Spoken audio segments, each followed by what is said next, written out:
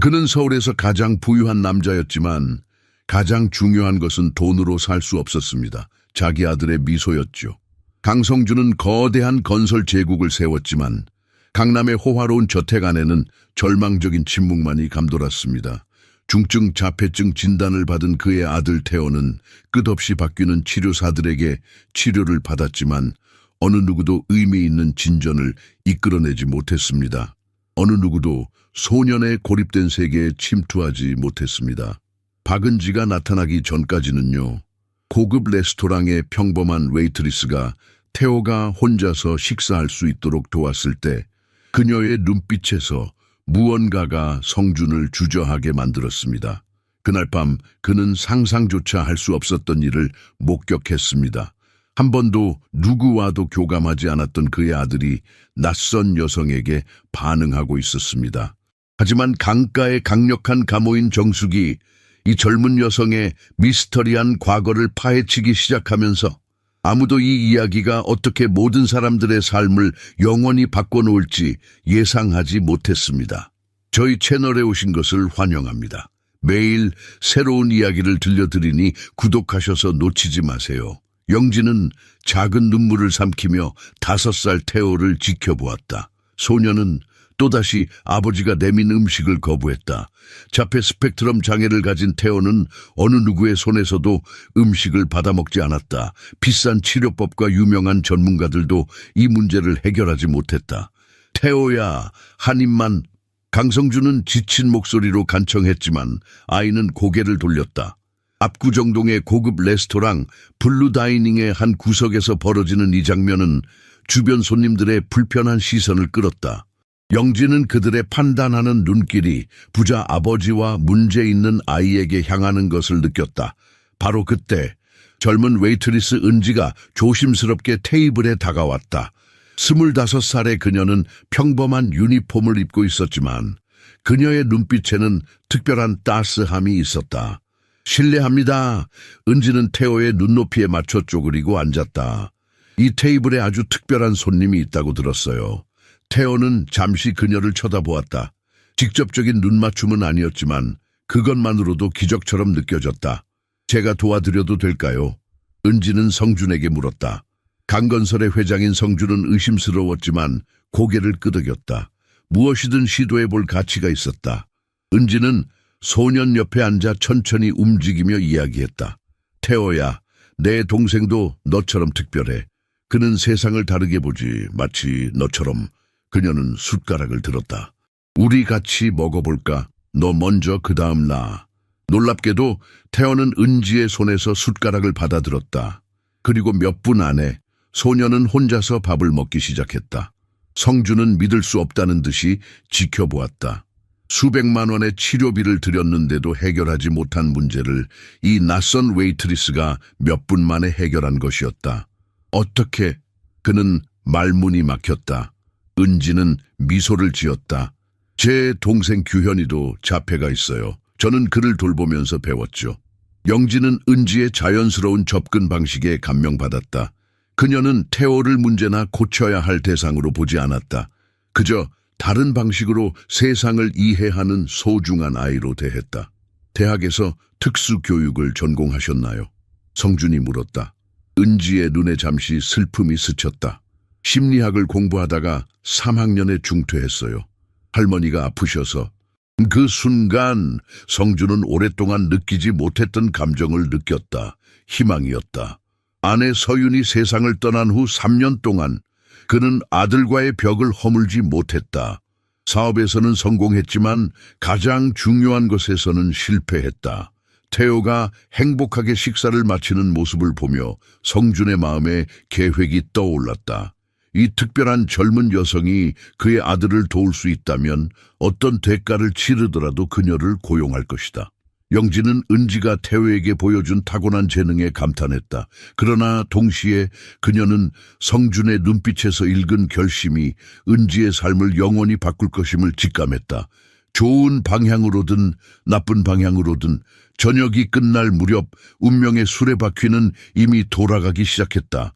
강남 도산대로에 위치한 초고층 펜트하우스. 성주는 창밖으로 서울의 불빛을 내려다보며 생각에 잠겼다.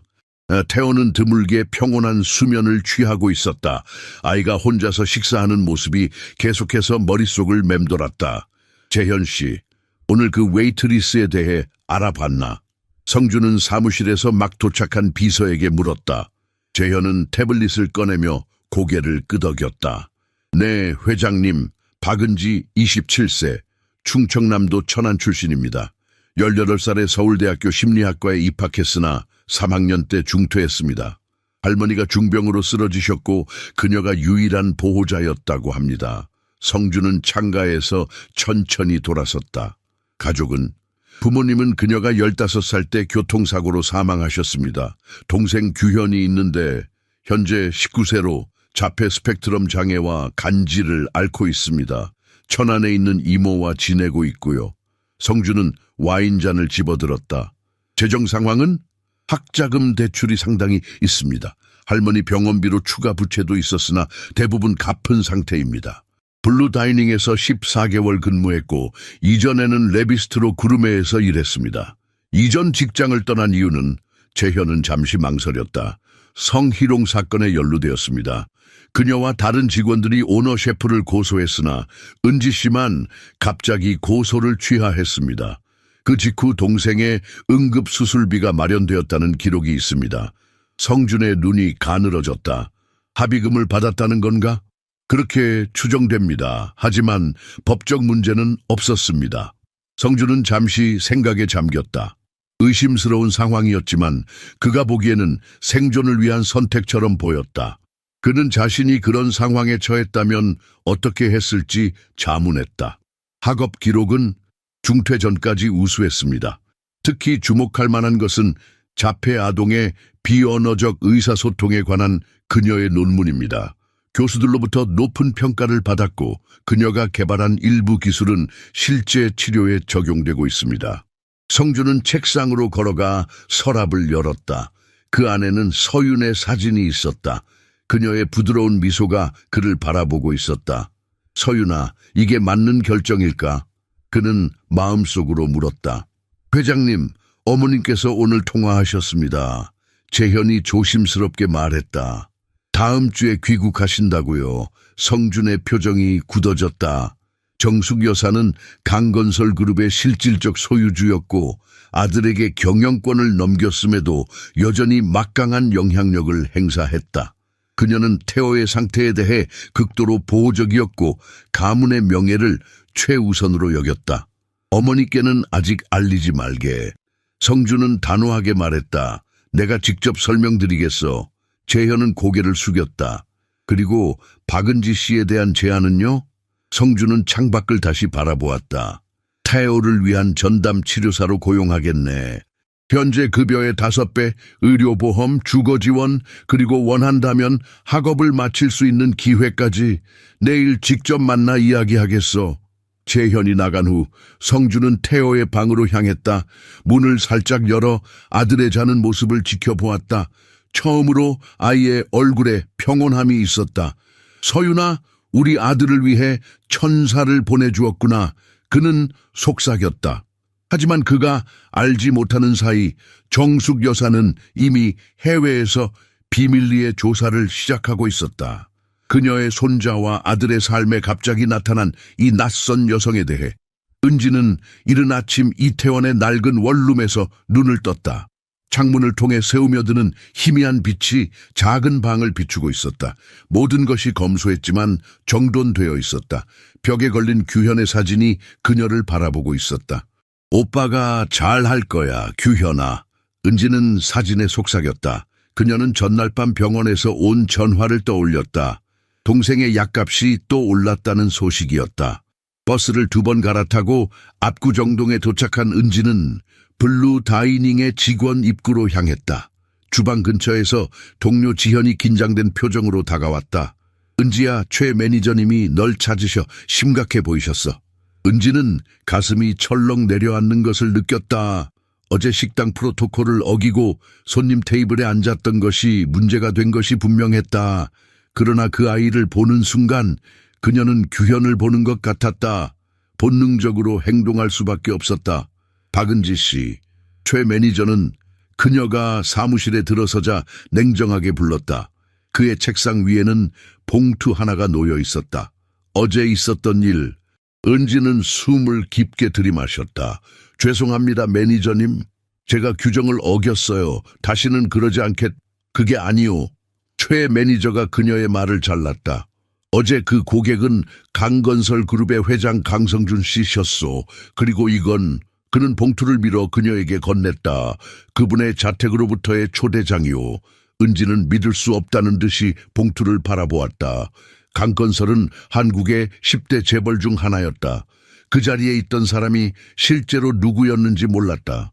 봉투 안에는 정교한 명함과 간결한 메모가 있었다. 오늘 오후 2시 운전기사가 대기할 예정입니다. 강성준. 이게 무슨 의미인가요? 은지가 혼란스러워하며 물었다. 최 매니저는 어깨를 으쓱했다. 모르겠소. 하지만 박은지 씨의 입장에서는 거절하기 어려운 제안일 겁니다. 식당으로 돌아오는 길에 지현과 다른 직원들이 호기심 어린 눈빛으로 그녀를 바라보았다. 소문이 이미 퍼진 것이 분명했다. 설마 그 애 때문에 널 고용하려는 건 아니겠지? 지현이 속삭였다. 은지는 그 생각에 몸이 굳어졌다. 그녀는 규현을 돌보며 특별한 기술을 개발했지만 공식적인 자격증이나 학위는 없었다. 부유한 가정의 자녀를 돌볼 자격이 있을 리 없었다. 아마 그냥 감사 인사겠지. 은지는 말했지만 마음속 깊은 곳에서는 이것이 단순한 감사 이상의 것임을 알고 있었다. 오후가 다가올수록 은지의 불안은 커졌다. 부유한 고객들을 상대하며 그녀는 돈이 있는 사람들에 대한 불신을 키워왔다. 그들은 무엇이든 심지어 사람까지도 살 수 있다고 믿었다. 레비스트로 구르메에서의 경험이 그것을 증명했다. 정확히 오후 2시 검은색 제네시스 리무진이 식당 앞에 도착했다. 운전기사가 그녀를 위해 문을 열었다. 모든 동료들이 창문을 통해 지켜보고 있었다. 박은지 씨, 중년의 운전기사가 공손하게 물었다. 저는 민석입니다. 강 회장님께서 기다리고 계십니다. 은지는 마지막으로 핸드폰을 확인했다. 규현의 담당 의사가 남긴 부재중 전화가 있었다. 그녀의 심장이 빨라졌다. 무슨 일이 일어난 걸까? 떨리는 손으로 채 탑승하면서 은지는 이 초대가 그녀의 삶을 영원히 바꿀 것임을 직감했다. 하지만 그것이 축복일지 재앙일지는 알 수 없었다. 검은 리무진은 압구정에서 청담동으로 향했다. 창밖으로 서울의 풍경이 변화했다. 건물들은 점점 더 고급스러워졌고 거리는 더 넓어졌으며 가로수는 더 푸르러졌다. 이곳은 은지가 알던 서울과는 다른 세상이었다. 처음 오시나요, 청담동에? 민석 기사가 룸미러로 그녀를 바라보며 물었다. 은지는 긴장으로 꼭 쥔 손을 펴며 고개를 끄덕였다. 네. 이런 곳엔 올 일이 없었어요. 강 회장님 댁은 이 지역에서도 가장 큰 저택 중 하나입니다. 고 강서윤 여사께서 직접 설계하셨죠. 건축하셨거든요. 은지는 눈을 크게 떴다. 태호의 어머니가 건축하셨어요. 네, 매우 유명하셨죠. 3년 전에 돌아가시기 전까지요. 민석의 목소리가 낮아졌다. 그 이후로 저택은 많이 변했습니다. 생기를 잃었달까. 대화는 거대한 철제 대문 앞에서 중단되었다. 민석이 차량 인증 시스템에 손을 대자 대문이 소리 없이 열렸다. 길게 뻗은 진입로 양쪽으로 완벽하게 가꾸어진 정원이 나타났다. 벚꽃나무, 소나무, 전통 연못이 조화롭게 배치되어 있었다. 진입로 끝에는 현대적이면서도 한국 전통 건축의 요소를 담은 대저택이 우뚝 서 있었다. 투명한 유리와 자연석이 어우러진 외관은 압도적이면서도 우아했다. 도착했습니다. 민석이 차를 멈추고 문을 열었다. 현관에서 60대 중반으로 보이는 단정한 가정부가 그녀를 맞이했다. 박은지 씨, 저는 정미입니다. 강 회장님의 가정부죠. 따라오세요. 정미는 은지를 넓은 현관을 통해 안으로 안내했다. 거대한 통유리창을 통해 서울의 전경이 펼쳐졌다. 벽에는 한국 현대 미술 작품들이 걸려 있었고 중앙에는 정교한 나선형 계단이 2층으로 이어졌다. 은지는 숨을 깊게 들이마셨다. 이곳의 한 방은 그녀의 원룸 아파트보다 훨씬 컸다. 그녀는 갑자기 자신의 낡은 청바지와 단정한 블라우스가 초라하게 느껴졌다. 이쪽입니다. 정미가 그녀를 커다란 나무문 앞으로 안내했다. 회장님의 서재예요. 문이 열리자 책으로 가득 찬 벽과 대형 창문이 있는 넓은 방이 나타났다. 성주는 창가에 서서 그녀를 기다리고 있었다. 식당에서와 달리 캐주얼한 셔츠와 바지 차림이었다. 더 젊고 덜 위협적으로 보였지만 여전히 그의 존재감은 방을 가득 채웠다. 박은지 씨, 와주셔서 감사합니다. 성준이 다가와 악수를 청했다. 그의 손은 따뜻했고 악수는 단단했다. 앉으시죠. 은지는 가죽 소파에 조심스럽게 앉았다. 성준은 그녀 맞은편 의자에 자리했다. 어제 일은 정말 놀라웠습니다. 그가 시작했다. 태호가 누군가의 손에서 음식을 받아 먹는 건 3년 만에 처음이었어요. 은지는 겸손하게 미소 지었다. 제가 특별한 일을 한 것은 아닙니다. 동생 규현이 덕분에 자연스럽게 알게 된 방법일 뿐이에요. 겸손하시군요. 성준은 고개를 끄덕였다. 하지만 우리는 유명한 전문가들을 수십 명 만났습니다. 비용을 따지지 않고요. 아무도 당신처럼 태호에게 다가가지 못했어요. 잠시 침묵이 흘렀다. 은지는 가슴이 빠르게 뛰는 것을 느꼈다. 그녀는 이 자리에 왜 불려왔는지 알았다. 하지만 그것이 두려웠다. 박은지 씨, 성준이 진지하게 말했다. 직접적으로 말하겠습니다. 당신에게 태호의 치료사가 되어 달라고 제안하고 싶습니다. 은지의 눈이 커졌다.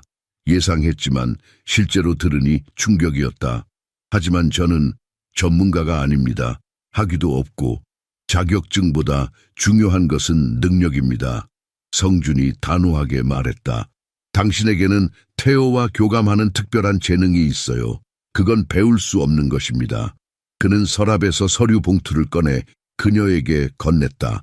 현재 급여의 5배, 의료보험, 주거지원, 그리고 원한다면 학업을 마칠 기회까지 제공하겠습니다. 은지는 봉투를 바라보았다. 그것은 모든 문제를 해결할 수 있는 열쇠였다. 규현의 치료비, 학자금 대출, 모든 것이 해결될 수 있었다. 하지만 대가는 무엇일까? 태호를 먼저 더 알아볼 수 있을까요? 그녀는 조심스럽게 물었다. 짧은 만남으로는 제가 정말로 도움이 될 수 있을지 확신하기 어렵습니다. 성준의 입가에 미소가 번졌다. 물론입니다. 지금 당장 만나보시겠어요? 성준은 은지를 저택 3층으로 안내했다. 그들이 나선형 계단을 오르는 동안 은지는 벽에 걸린 사진들을 보았다. 대부분은 태호의 사진이었다.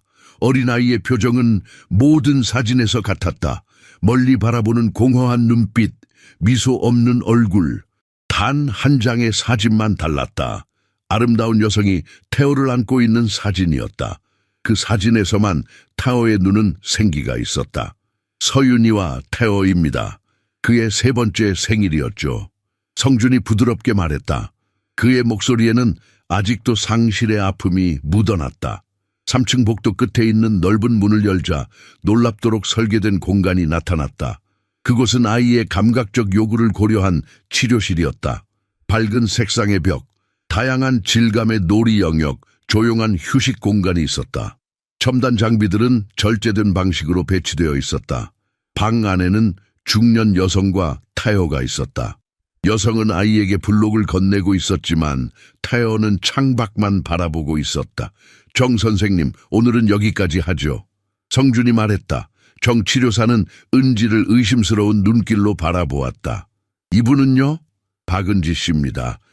태호의 새 컨설턴트가 될 수도 있어요. 정 치료사의 얼굴이 굳어졌다. 새 컨설턴트요.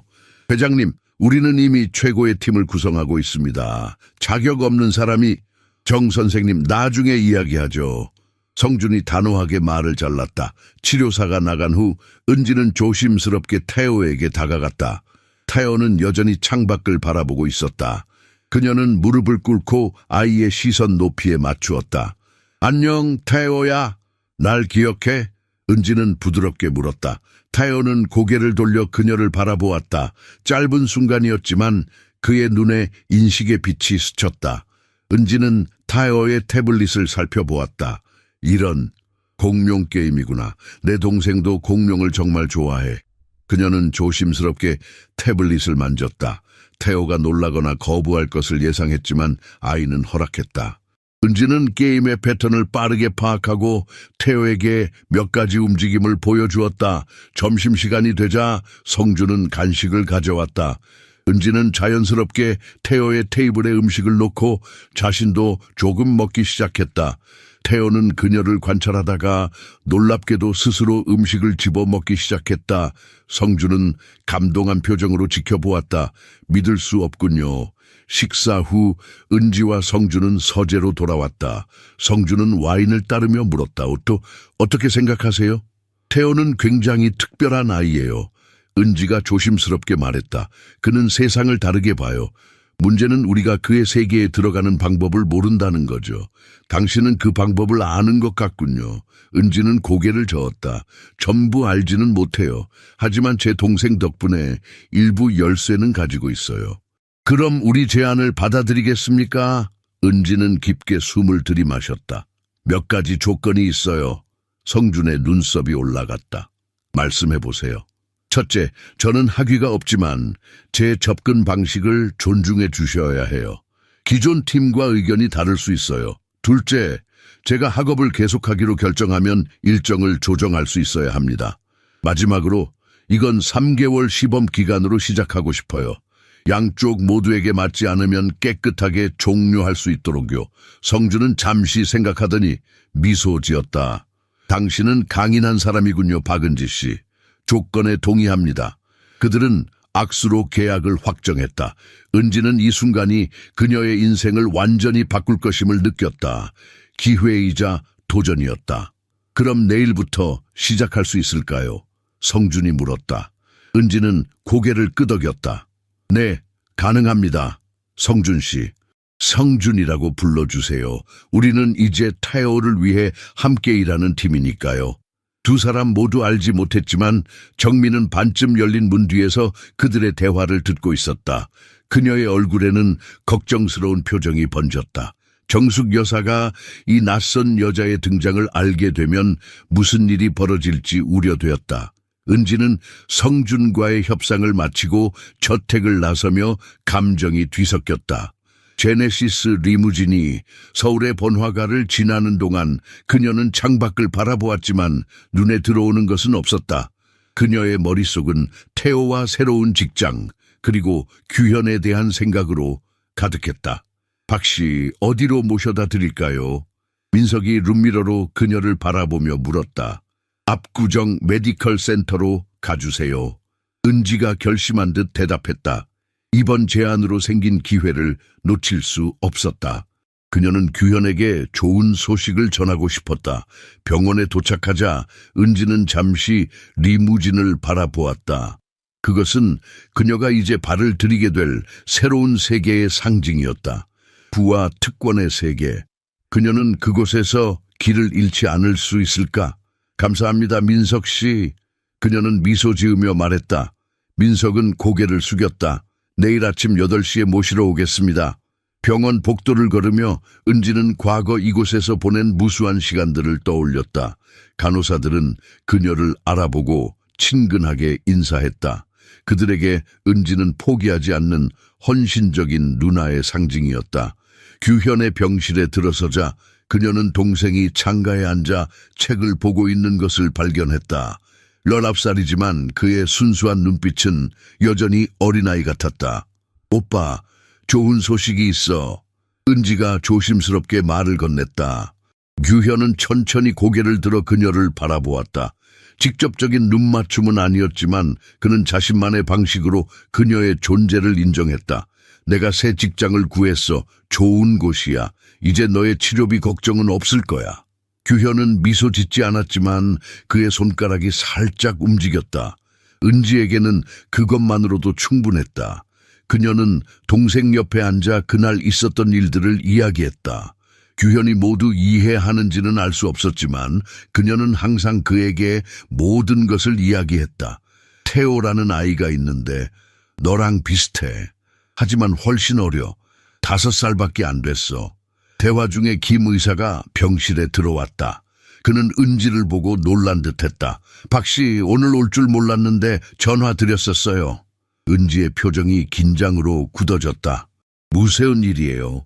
규현이 약값이 또 올랐습니다. 보험이 커버하지 않는 부분이 더 커졌어요. 은지는 깊은 숨을 들이마셨다. 괜찮아요, 김 선생님. 제가 해결할 방법이 생겼어요. 의사의 눈이 의심스러움으로 가늘어졌다.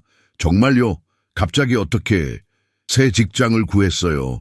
조건이 아주 좋아요. 김 의사는 잠시 그녀를 바라보았다. 그는 은지가 동생을 위해 어떤 희생도 마다하지 않는다는 것을 알고 있었다. 가끔은 그것이 그를 걱정스럽게 만들었다. 좋은 소식이네요. 하지만 그가 망설였다. 규현이 상태가 안정적이긴 하지만 장기적으로는 더 집중적인 치료가 필요할 겁니다. 당신이 감당할 수 있을지 감당할 수 있어요. 은지가 단호하게 말했다. 이제는 할 수 있어요. 의사가 나간 후 은지는 창가에 서서 서울의 밤하늘을 바라보았다. 별들은 도시의 불빛에 가려 거의 보이지 않았다. 마치 그녀의 꿈처럼. 그녀는 휴대폰을 꺼내 오랫동안 망설이던 전화를 걸었다. 서울대학교 심리학과 이 교수였다. 교수님, 박은지입니다. 제가 다시 학업을 계속하고 싶어서요. 전화를 끊은 후 은지는 동생의 이마에 부드럽게 키스했다. 우리 이제 괜찮을 거야, 규현아. 내가 약속할게. 그날 밤 그녀는 이태원의 작은 원룸으로 돌아와 짐을 정리했다. 내일부터 그녀의 새로운 삶이 시작될 것이다. 그러나 마음 한 구석에서는 여전히 불안함이 자리 잡고 있었다. 성준의 제안이 진심으로 태호를 위한 것인지 아니면 그 이상의 다른 의도가 있는지 의심이 들었다. 하지만 지금은 그런 생각을 할 여유가 없었다. 규현을 위해 그리고 이제는 태호를 위해서도 그녀는 이 기회를 잡아야만 했다. 은지가 강씨 저택에서 일을 시작한 지 2주가 지났다. 처음에는 일주일에 3번만 방문했다. 태호의 일상을 급격히 바꾸지 않기 위한 배려였다. 그리고 은지 자신도 적응할 시간이 필요했다. 하루아침에 웨이트리스에서 억만장자의 아들을 돌보는 치료사가 된다는 것은 쉬운 전환이 아니었다. 목요일 아침 은지는 민석이 운전하는 차를 타고 저택으로 향했다. 오늘은 태호의 치료팀과 첫 공식 회의가 있는 날이었다.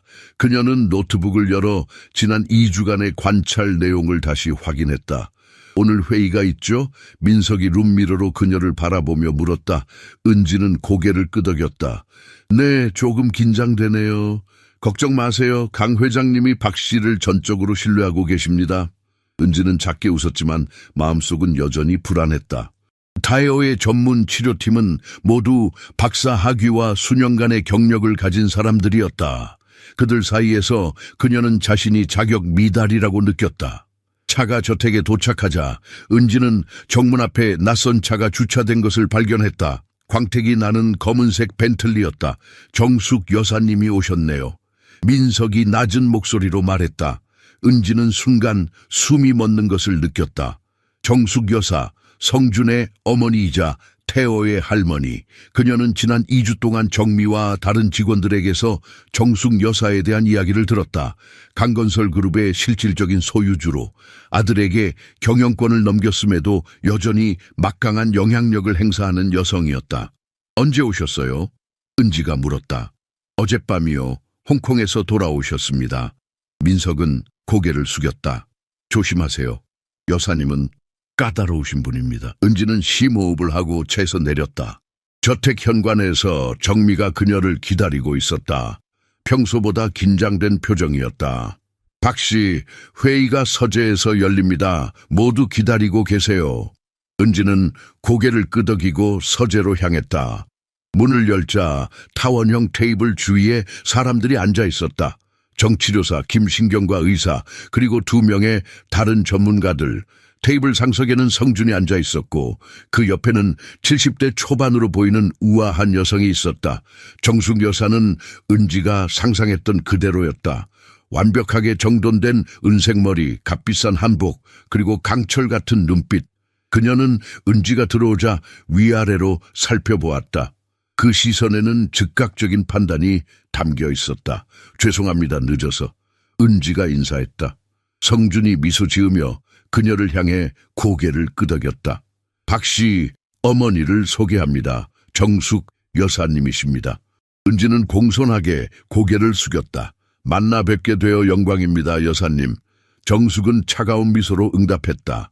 당신이 그 유명한 박은지 씨군요. 아들이 당신의 혁신적인 접근 방식에 대해 많이 이야기했어요. 혁신적인이라는 단어에 담긴 비꼼을 놓치지 않고 은지는 침착하게 대답했다. 단지 태호와 연결되는 방법을 찾고 있을 뿐입니다. 회의가 시작되었다. 각 전문가가 차례로 보고서를 발표했다. 은지는 자신의 차례가 되자 준비한 노트를 꺼냈다. 그녀는 태호가 특정 소리와 질감해 보이는 반응, 그의 커뮤니케이션 패턴, 그리고 그가 가장 편안해하는 상호작용 방식에 대해 설명했다. 정치료사는 그녀의 관찰 중 일부를 의문시했지만 성준은 은지의 편을 들었다. 결과가 보이지 않습니까? 태호가 2주 만에 얼마나 발전했는지요. 회의가 끝날 무렵 정숙은 성준에게 사적으로 이야기하고 싶다고 요청했다. 모두가 나가자 은지는 복대 서서 순간적으로 망설였다. 그리고 서재문 너머에서 정숙의 목소리가 들려왔다. 성준아, 네가 대체 무슨 생각으로 자격도 없는 웨이트리스를 고용한 거니? 태호의 미래가 걸린 문제야.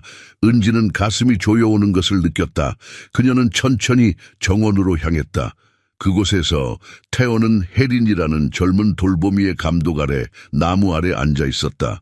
은지는 깊은 숨을 들이마시고 태호에게 다가갔다. 지금은 정숙 여사의 반대보다 이 아이와의 연결이 더 중요했다. 정원에 들어선 은지는 태호가 혜린의 감독 아래 벤치에 앉아 공룡 그림책을 넘기고 있는 모습을 발견했다. 아이의 표정은 평온했지만 여전히 주변과 단절된 듯했다. 은지는 천천히 다가갔다. 안녕 태호야. 그녀는 부드럽게 말했다. 소녀는 고개를 들어 그녀를 바라보았다. 그의 입가에 희미한 미소가 번졌다. 혜린은 놀란 표정을 감추지 못했다. 대단하네요. 혜린이 속삭였다. 태호는 보통 새로운 사람에게 이렇게 빨리 반응하지 않아요. 적응하는데 몇 주가 걸리기도 하는데 은지는 벤치에 조심스럽게 앉았다. 태호와의 적절한 거리를 유지하며 아이는 그의 책을 계속 넘기다가 갑자기 멈추고 은지에게 페이지를 보여주었다. 트리케라톱스 그림이었다. 와, 정말 멋진 공룡이구나. 은지가 감탄했다. 놀랍게도 태어는 책을 은지의 무릎에 올려놓았다. 그것은 커다란 신뢰의 표시였다. 은지는 조심스럽게 책을 받아들고 함께 페이지를 넘기기 시작했다. 박씨. 날카로운 목소리에 은지는 고개를 들었다. 정숙 여사가 정원 입구에 서 있었다. 그녀의 표정은 얼음처럼 차가웠다. 네, 여사님. 은지는 공손하게 대답했다. 잠시 이야기 좀 할 수 있을까요? 정숙의 목소리에는 거부할 수 없는 권위가 담겨 있었다. 은지는 태호에게 미안하다는 듯 미소 지었다. 금방 돌아올게, 태호야. 그녀가 자리에서 일어나자 태호는 그녀의 소매를 잡았다. 이것은 놀라운 행동이었다. 은지는 그의 작은 손을 부드럽게 쓰다듬었다. 걱정 마, 곧 돌아올게. 정숙은 이 장면을 냉정한 시선으로 지켜보았다. 그녀는 은지를 작은 정자로 안내했다. 그곳은 정원이 내려다 보이는 고립된 공간이었다. 태호와 잘 지내는 것 같군요. 정숙이 말했다. 네, 태호는 놀라운 아이예요. 은지가 대답했다. 정숙은 잠시 침묵했다. 당신이 어디서 그런 특별한 기술을 배웠는지 궁금하군요. 공식적인 훈련은 아닙니다. 제 동생도 자폐가 있어서 그를 돌보며 배웠어요. 아, 그렇군요. 동생분이 압구정 메디컬 센터에 입원해 있다고 들었어요.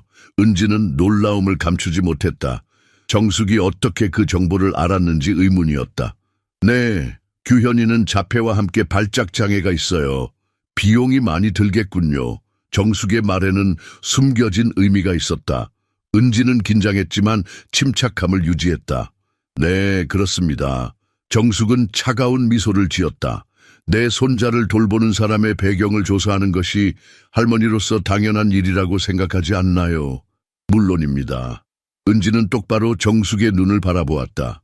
제 과거에 대해 궁금한 점이 있으시면 직접 물어봐 주세요. 숨길 것 없습니다. 정숙의 눈이 가늘어졌다. 좋아요. 그럼 솔직하게 물어보죠. 당신이 정말로 태호를 도울 수 있다고 생각합니까? 학위도 없이. 학위가 모든 것을 증명하진 않습니다. 은지가 차분하게 대답했다. 저는 규현이를 돌보며 실제 경험을 쌓았어요. 이론이 아닌 실전에서요.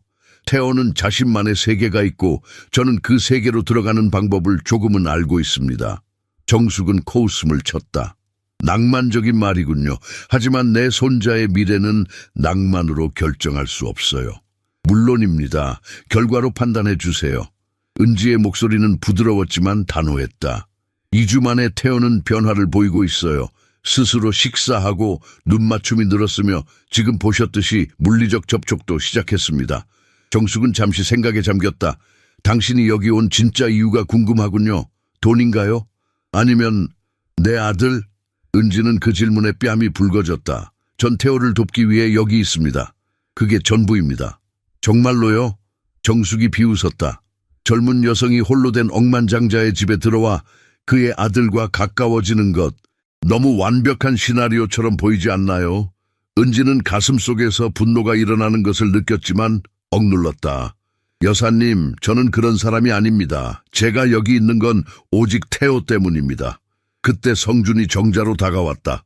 여기 계셨군요. 무슨 대화를 나누고 계신지. 정숙은 즉시 표정을 바꾸었다.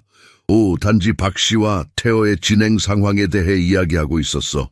성준은 의심스러운 눈길로 어머니를 바라보았다. 박 씨, 태호가 당신을 찾고 있어요. 은지는 고개를 숙여 인사하고 재빨리 정자를 떠났다. 하지만 등 뒤에서 정숙의 날카로운 시선이 그녀를 따라오는 것을 느꼈다. 정숙 여사는 그녀를 적으로 생각하고 있었다. 그리고 은지는 그런 강력한 적을 가진다는 것이 어떤 의미인지 충분히 알고 있었다. 태호에게 돌아가는 길에 은지는 자신이 시작한 일의 복잡성을 실감했다. 이것은 단순히 아이를 돕는 문제가 아니었다. 그녀는 권력, 돈, 그리고 가족의 역학관계가 얽힌 미루에 발을 들였다. 그리고 그 미루에서 길을 잃는다면 타오뿐만 아니라 그녀 자신과 규현까지도 위험에 처할 수 있었다. 은지는 정숙 여사와의 불편한 대화 후 태호에게 돌아왔다. 아이는 여전히 벤치에 앉아 공룡책을 바라보고 있었다. 그녀가 다가가자 태호는 고개를 들었다. 그의 눈에는 기다림이 담겨 있었다. 미안해 태호야, 오래 기다렸지. 은지는 부드럽게 말했다. 태호는 대답하지 않았지만 그의 작은 손이 책을 다시 은지의 무릎으로 밀었다. 이 단순한 행동은 은지의 마음을 따뜻하게 했다. 정숙의 차가운 의심에도 불구하고 태호는 그녀를 신뢰했다. 혜리는 놀란 표정으로 지켜보았다. 정말 신기해요. 태호가 이렇게 적극적으로 상호작용하는 건 처음 봐요. 은지는 미소 지었다. 태호는 자신만의 방식으로 소통해. 우리가 그 방식을 존중해주기만 하면 돼. 그들은 함께 책을 넘기며 시간을 보냈다. 은지는 각 공룡에 대해 간단히 설명했고 때로는 재미있는 소리를 내며 태호를 웃게 만들었다. 특히 티라노사우루스 페이지에서 으르렁거리는 소리를 냈을 때 태호는 실제로 작은 웃음을 터뜨렸다. 혜린의 눈이 커졌다. 태호가 웃었어요.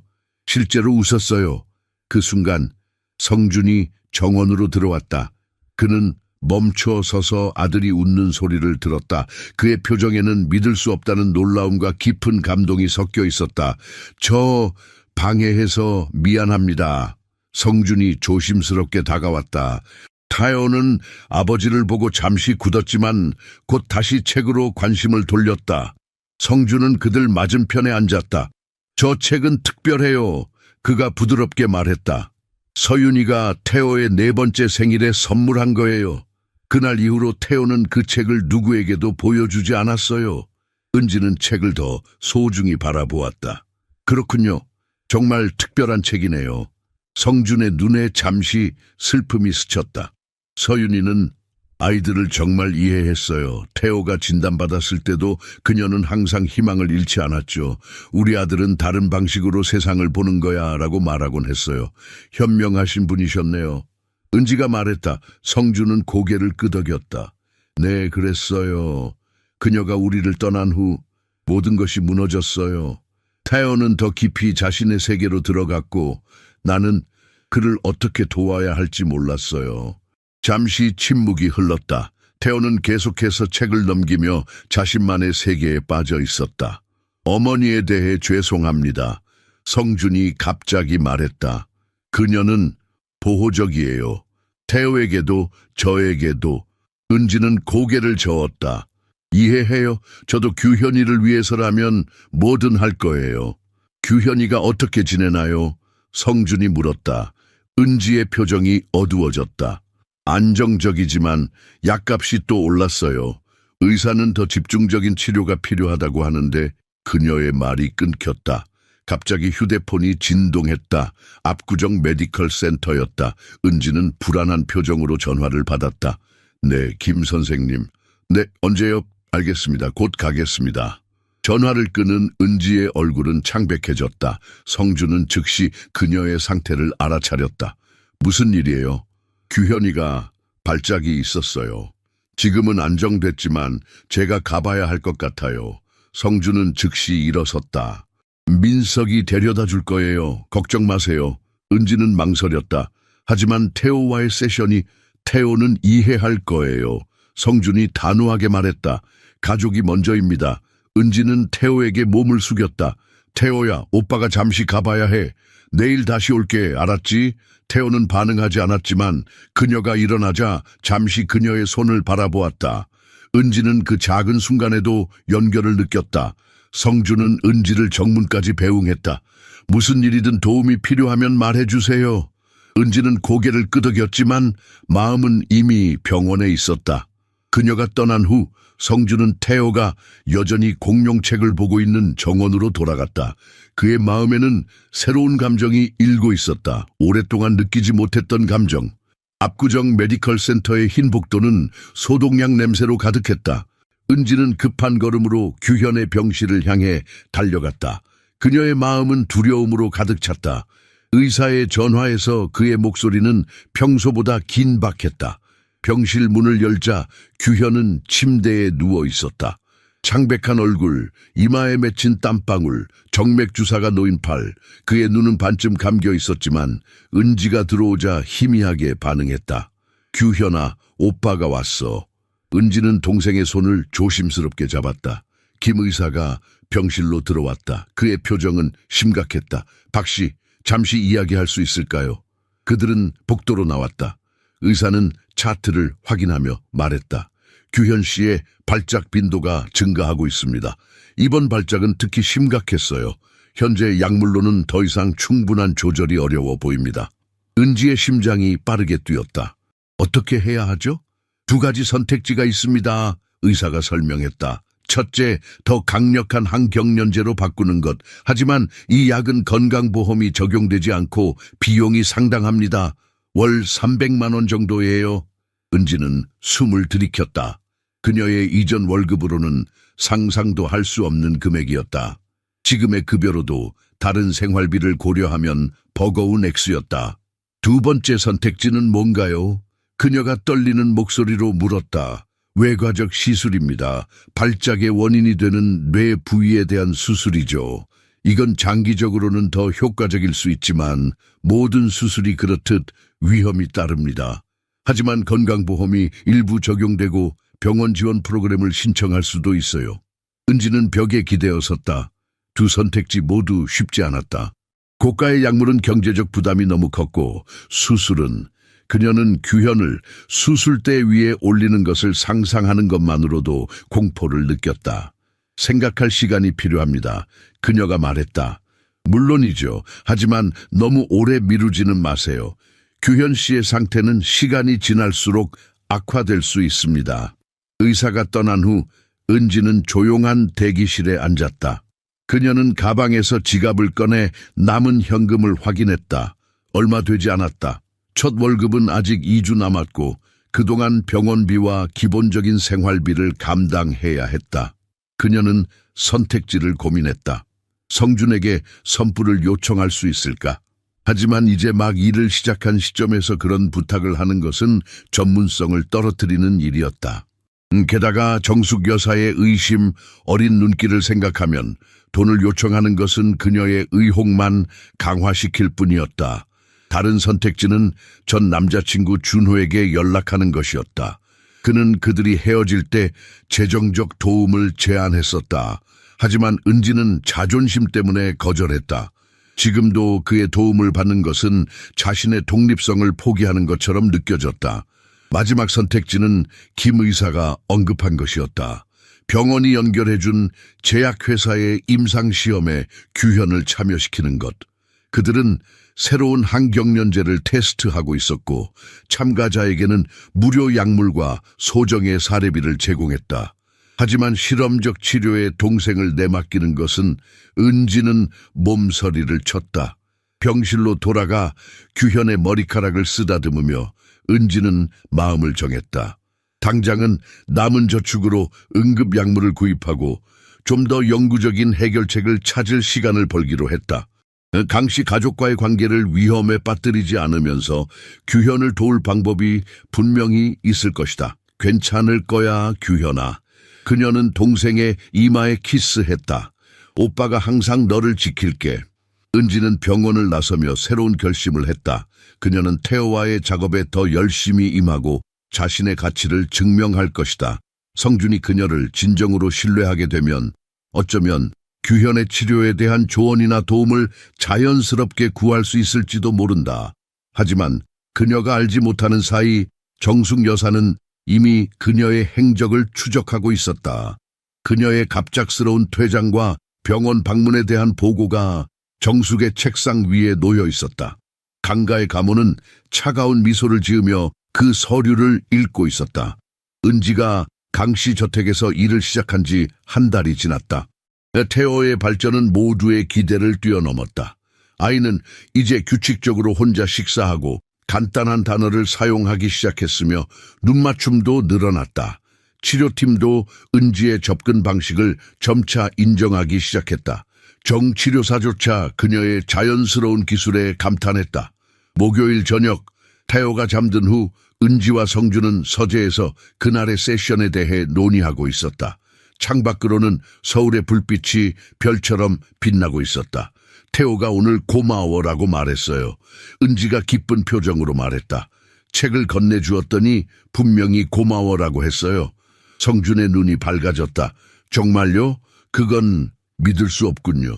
점점 나아지고 있어요. 그의 세계는 우리에게 조금씩 열리고 있어요. 정미가 와인과 간단한 식사를 가져왔다. 이제 이런 저녁 토론은 거의 의식처럼 되었다. 처음에는 순전히 업무적이었지만 점차 더 편안하고 개인적인 대화로 발전했다. 규현이는 어떻게 지내요? 성준이 물었다. 은지의 표정이 흐려졌다. 안정적이에요. 하지만 장기적인 해결책이 필요해요. 지금 약은 임시 방편일 뿐이에요. 성준은 잠시 생각에 잠겼다. 우리 재단에서 도울 수 있을 것 같아요. 규현이의 상태에 맞는 지원 프로그램이 있어요. 은지는 놀라움을 감추지 못했다. 정말요? 하지만 그럴 필요 없어요. 저는 여기서 받는 급여로 충분해요. 급여와는 별개입니다. 성준이 부드럽게 말했다. 재단은 바로 이런 경우를 위해 존재해요. 서류 작업만 필요할 뿐이에요. 은지는 잠시 침묵했다. 그녀의 자존심과 독립성은 도움을 거절하라고 말했지만 규현의 필요가 더 중요했다. 고맙습니다. 고려해 볼게요. 대화가 계속되는 동안 은지는 성준이 변화한 것을 느꼈다. 그는 더 이상 태호와 거리를 두지 않았고 아들과 함께하는 시간을 즐기기 시작했다. 서윤이 떠난 후 그가 잃어버린 무언가가 조금씩 돌아오고 있었다. 당신 덕분이에요, 은지 씨. 성준이 갑자기 말했다. 그들은 몇 주 전부터 서로를 좀 더 친근하게 부르기 시작했다. 당신이 우리 가족에게 빛을 다시 가져왔어요. 은지는 부끄러움을 감추려 와인잔을 집어들었다. 저는 그저 제가 아는 것을 나누었을 뿐이에요. 아니에요. 당신은 그 이상을 했어요. 성준의 목소리는 진지했다. 태호를 돕는 것뿐만 아니라 저도 도왔어요. 서윤이 떠난 후 저는 제 자신을 잃었어요. 사업과 책임에 파묻혀 살았죠. 태호와도 연결되지 못했고요. 은지는 성준의 눈에서 진실을 볼 수 있었다. 그의 말은 단순한 감사를 넘어서는 것이었다. 그녀는 갑자기 두려워졌다. 이런 감정적인 연결은 위험했다. 그녀는 태호를 돕기 위해 여기 있었지 아버지의 외로움을 채우기 위해서가 아니었다. 그때 서재 문이 열리고 정숙 여사가 들어왔다. 그녀는 은지와 성준이 함께 식사하는 모습을 보고 잠시 멈춰섰다. 죄송해요. 방해했나요? 그녀의 목소리는 공손했지만 눈빛은 날카로웠다. 성준이 일어섰다. 어머니, 들어오세요. 우리는 태호의 발전에 대해 이야기하고 있었어요. 정숙은 은지를 향해 고개를 살짝 끄덕였다. 박씨, 와인 한잔 하는 것도 업무의 일부인가요? 성준의 표정이 굳어졌다. 어머니, 괜찮아요. 은지가 재빨리 말했다. 이제 가봐야 해요. 내일 아침 일찍 와서 태호와 새로운 활동을 시작할 거예요. 그녀는 서둘러 자리에서 일어났다. 성준이 그녀를 현관까지 배웅했다. 어머니의 말씀에 신경 쓰지 마세요. 그가 낮은 목소리로 말했다. 그녀는 단지 보호적이신 거죠. 이해해요. 은지가 미소 지었다. 걱정 마세요. 은지가 떠난 후 성준은 서재로 돌아와 어머니와 마주했다. 왜 그러셨어요? 은지 씨는 태호에게 너무나 중요한 존재예요. 정숙은 아들의 눈을 똑바로 바라보았다. 정말 그것뿐이니? 태호를 위해서만? 성준의 얼굴이 붉어졌다. 무슨 말씀을 하시는 거예요? 내가 눈이 멀었다고 생각하니 정숙이 날카롭게 말했다. 네가 그 여자를 바라보는 방식이 보여. 조심해, 성준아. 그녀가 정말 누군지 알고 있니? 성준은 어머니의 말에 반박하려 했지만 정숙은 손을 들어 그를 멈추게 했다. 내가 당신의 모든 배경을 조사했어. 특히 레비스트로 구르메에서의 사건에 대해서. 성준의 눈이 가늘어졌다. 무세운 사건요? 정숙은 차갑게 미소 지었다. 물어보는 게 좋겠구나. 네가 알아야 할 것들이 많아. 다음 날 아침 은지는 평소처럼 8시에 강씨 저택에 도착했다. 하지만 분위기가 달랐다. 정민은 평소에 따뜻한 환영 대신 짧고 형식적인 인사만 건넸다. 다른 직원들도 그녀를 피하는 듯했다. 태호는 어디 있나요? 은지가 물었다. 음악실에 있어요. 박 의사와 함께요. 정미의 목소리는 차가웠다. 하지만 강 회장님께서 먼저 사무실로 오라고 하셨어요. 은지는 불안감이 커지는 것을 느꼈다. 어제 저녁에 불편한 만남 이후 무슨 일이 벌어진 걸까? 그녀는 2층 사무실로 향했다. 문을 두드리자 성준의 목소리가 들려왔다. 들어오세요. 사무실에 들어서자 은지는 성준이 책상 뒤에 앉아있는 것을 보았다. 그의 표정은 읽기 어려웠다. 책상 위에는 열린 폴더가 놓여 있었다. 앉으세요, 박씨. 그의 목소리는 공식적이었다. 더 이상 은지라고 부르지 않았다. 은지는 천천히 의자에 앉았다. 무슨 일이신가요? 성준은 폴더를 가리켰다. 이게 뭔지 설명해 주시겠어요? 은지는 폴더를 당겨 내용을 확인했다. 그녀의 얼굴이 창백해졌다. 그곳에는 규현의 의료 기록, 병원 청구서, 그리고 압구정 메디컬 센터와의 지불 계약이 있었다. 심지어 임상시험에 대한 정보까지. 이건 개인적인 문서들이에요. 그녀의 목소리가 떨렸다. 어떻게 이것들을 구하셨죠? 성준은 대답하지 않았다. 대신 다른 질문을 던졌다. 레비스트로 구름에서 있었던 일에 대해 말해 주시겠어요? 은지는 숨이 막혔다. 그 기억은 그녀가 묻어두고 싶었던 것이었다. 그건 오래된 일이에요. 성희롱 혐의였다고 들었습니다. 당신과 다른 직원들이 손석진 셰프를 고소했다고요. 하지만 당신만 갑자기 고소를 취하했죠. 왜죠? 은지는 분노와 수치심으로 뺨이 붉어졌다. 왜 이런 조사를 하시는 거죠? 제 과거가 지금 여기서 하는 일과 무슨 상관이 있나요? 성준은 한숨을 쉬었다. 저는 태호를 돌보는 사람의 신원을 확인할 권리가 있습니다. 특히 그 사람이 의심스러운 과거를 가지고 있다면요. 의심스러운 과거라고요? 은지의 목소리가 높아졌다. 무슨 말씀을 하시는 거죠? 그때 문이 열리고 정숙 여사가 중년 남성과 함께 들어왔다. 남성은 비싼 정장을 입고 있었고 차가운 눈빛으로 은지를 바라보았다. 성준아, 차 씨가 왔구나. 정숙이 말했다부. 그가 우리에게 박 씨에 대한 추가 정보를 가져왔단다. 은지는 어떻게 해야 할지 몰라 자리에서 일어섰다. 이게 무슨 상황인가요? 법정도 아니고 저를 신문하시나요? 차 씨로 불린 남성이 앞으로 나섰다. 저는 레비스트로 구르메의 법률 자문이었습니다. 손석진 셰프와 직원들 간의 분쟁을 기억합니다. 그는 서류 가방에서 몇 장의 문서를 꺼냈다. 박은지 씨는 처음에는 다른 3명의 여직원과 함께 손 셰프를 고소했습니다. 모두 성희롱 혐의였죠. 하지만 흥미롭게도 박 씨만 갑자기 고소를 취하했습니다. 그리고 그 직후 그녀의 동생이 비용이 많이 드는 응급치료를 받았죠. 차 씨는 은지를 향해 고개를 돌렸다. 다른 직원들은 소송을 계속했고 손 셰프는 결국 유죄 판결을 받았습니다. 하지만 박 씨는 상당한 금액을 받고 입을 다물었죠. 은지의 눈에서 분노의 불꽃이 타올랐다. 그건 거짓말이에요. 저는 고소를 취하했지만 돈 때문이 아니었어요. 그럼 왜죠? 성준이 차분하게 물었다. 은지는 떨리는 손으로 머리카락을 쓸어 올렸다. 그들이 너무 힘들게 했어요. 변호사들, 조사관들, 저를 마치 제가 거짓말쟁이인 것처럼 대했어요. 그들은 제 사생활을 파헤치고 과거 연애 관계까지 조사했어요. 마치 제가 범죄자인 것처럼요. 그녀의 목소리가 떨렸다. 그때 규현이가 심한 발작을 겪었고 저는 더 이상 그 고통을 감당할 수 없었어요. 고소를 취하하는 게 유일한 탈출구였어요. 그리고 합의금은요? 정숙이 날카롭게 물었다. 합의금 같은 건 없었어요. 은지가 외쳤다. 저는 단지 제 동생을 돌보기 위해 모든 것을 포기했을 뿐이에요. 정숙은 냉소적으로 웃었다. 성준아, 보이지 않니? 이 여자는 패턴이 있어. 부유한 사람들에게 접근해 돈을 얻어내는 패턴 말이야. 은지는 그 말에 몸이 굳었다. 이것은 단순한 배경조사가 아니었다. 이것은 계획적인 인격살인이었다. 저는 이런 모욕을 참을 수 없습니다. 그녀는 떨리는 목소리로 말했다. 태호에게 작별 인사를 하고 싶어요.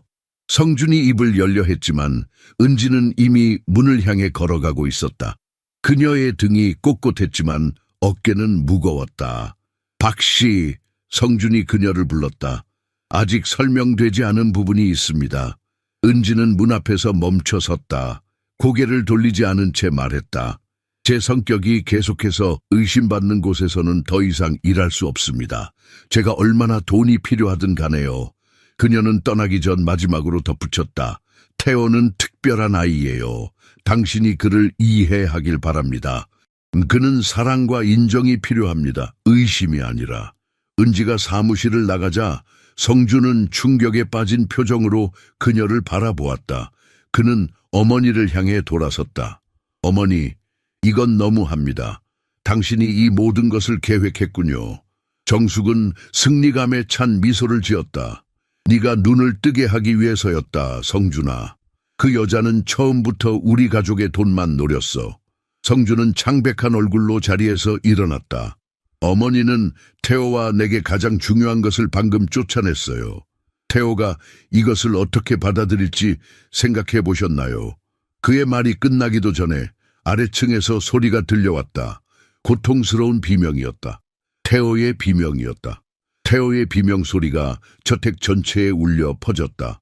성준은 즉시 사무실을 뛰쳐나갔다. 차 씨와 정숙이 뒤를 따랐다. 그들이 음악실에 도착했을 때 혼란스러운 광경이 펼쳐져 있었다. 태호는 바닥에 엎드려 격렬하게 몸을 흔들며 비명을 질러댔다. 박 의사와 혜린이 아이를 진정시키려 했지만 소용없었다. 무슨 일이 있었어요? 성준이 다급하게 물었다. 혜린이 당황한 표정으로 대답했다. 태호가 창밖을 보더니 갑자기 이렇게 됐어요. 은지 씨가 차를 타고 떠나는 걸 본 것 같아요. 성준은 태호에게 다가가려 했지만 아이는 더 심하게 몸을 떨며 거부했다. 태호야, 괜찮아. 아빠가 여기 있어. 은지. 태호가 처음으로 누군가의 이름을 부르짖었다. 그것은 놀라운 발전이었지만 지금은 그 의미를 음미할 시간이 없었다. 정숙은 충격에 빠진 채 문가에 서 있었다. 손자가 이렇게 극심한 정서적 반응을 보이는 것은 처음 보는 일이었다. 그녀는 이런 결과를 예상하지 못했다. 진정제를 줘야 할 것 같습니다. 박 의사가 의학 가방을 열며 말했다. 안 돼요. 성준이 강하게 거부했다. 약물 없이 해결할 수 있어요. 그는 깊은 숨을 들이마시고 태호의 시야에 들어오지 않게 조심스럽게 다가갔다. 태호야, 내 말 들리니? 은지 누나가 잠시 나갔어. 하지만 돌아올 거야. 약속할게. 이것은 거짓말이었다. 성준은 은지가 다시 돌아올 가능성이 희박하다는 것을 알았다. 하지만 지금 태호를 진정시키는 것이 최우선이었다. 거짓말하지 마세요. 태호가 갑자기 말했다. 그것은 모두를 놀라게 했다. 은지 누나, 안 돌아와요. 모두 떠나요. 성준은 아들을 바라보며 심장이 무너지는 것을 느꼈다. 태호는 단순히 은지가 떠나는 것을 슬퍼하는 것이 아니었다. 그는 어머니의 죽음 이후 자신의 삶에서 사람들이 사라지는 패턴을 인식하고 있었다. 성준아, 정숙이 조용히 다가와 말했다. 내가 실수했나 보구나. 성준은 대답하지 않았다. 그는 모든 주의를 태호에게 집중했다. 마침내 아이의 울음이 잦아들기 시작했다. 지쳐서일까? 아니면 체념해서일까? 혜린과 박 의사가 태호를 침실로 데려간 후 성준은 어머니와 차 씨가 기다리고 있는 서재로 돌아왔다. 그의 표정은 분노로 일그러져 있었다. 만족하십니까? 그가 어머니를 향해 날카롭게 물었다. 정숙은 침착함을 유지하려 했지만 그녀의 손이 떨리고 있었다.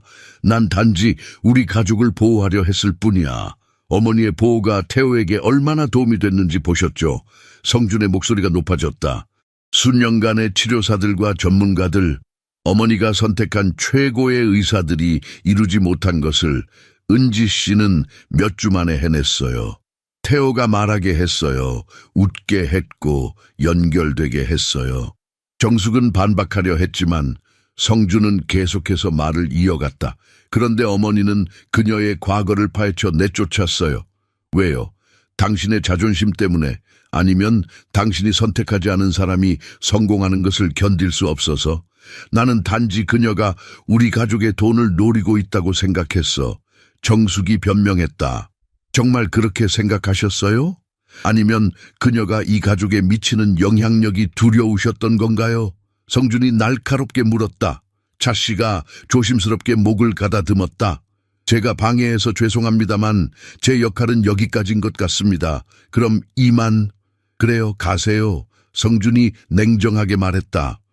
그리고 2번 다시 우리 집에 발을 들이지 마세요. 차 씨가 떠난 후 방은 무거운 침묵에 잠겼다. 성준은 창가로 걸어가 서울의 스카이라인을 바라보았다. 태호의 비명소리가 여전히 그의 귀에 울렸다. 그녀를 찾아야 해요. 그가 마침내 말했다. 정숙은 한숨을 내쉬었다. 그렇게 해야 한다면. 하지만 성준아, 그녀가 돌아온다 해도 내 의견은 변하지 않아. 그녀는 우리 가족에게 맞지 않아. 성준은 천천히 어머니를 향해 돌아섰다. 그의 눈에는 결단이 담겨 있었다. 어머니, 이제 선택하셔야 합니다. 태호와 제 행복을 지지하실 건지, 아니면 당신의 완고함을 고집하실 건지.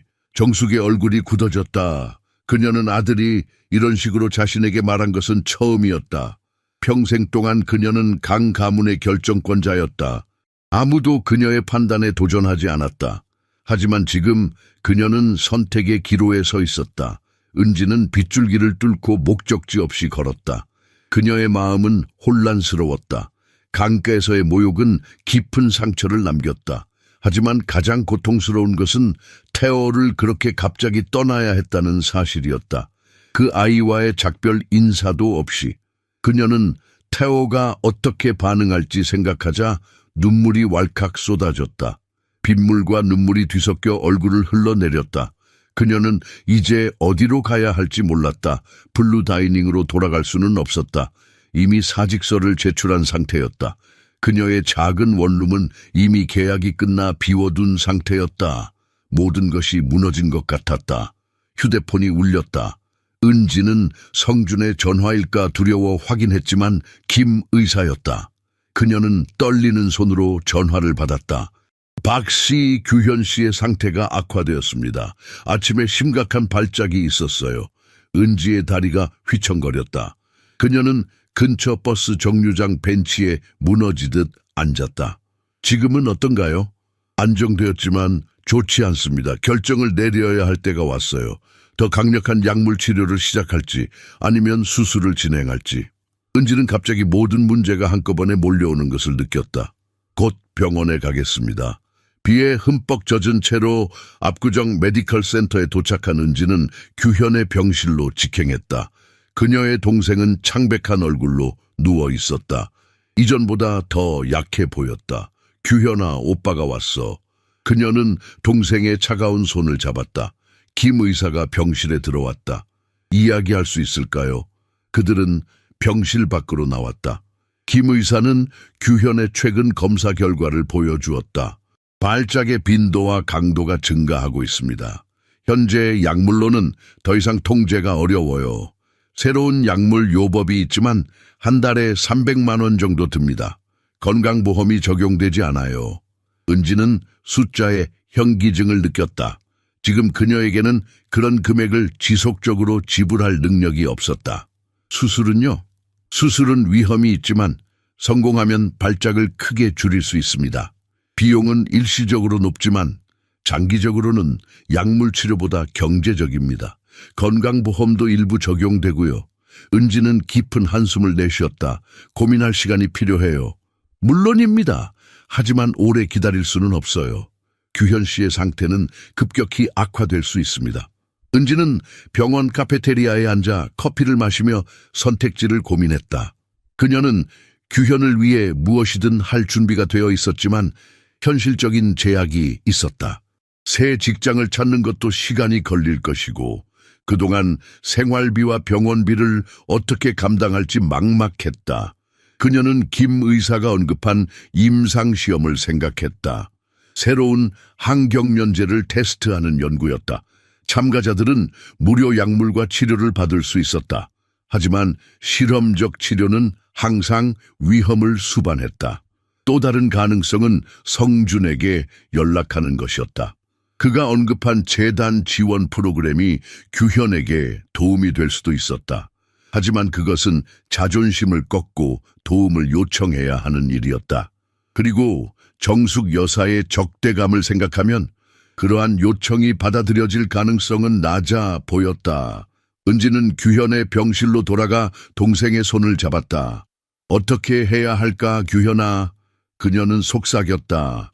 오빠가 항상 너를 지키겠다고 약속했는데 그때 병실 문이 열리고 간호사가 들어왔다.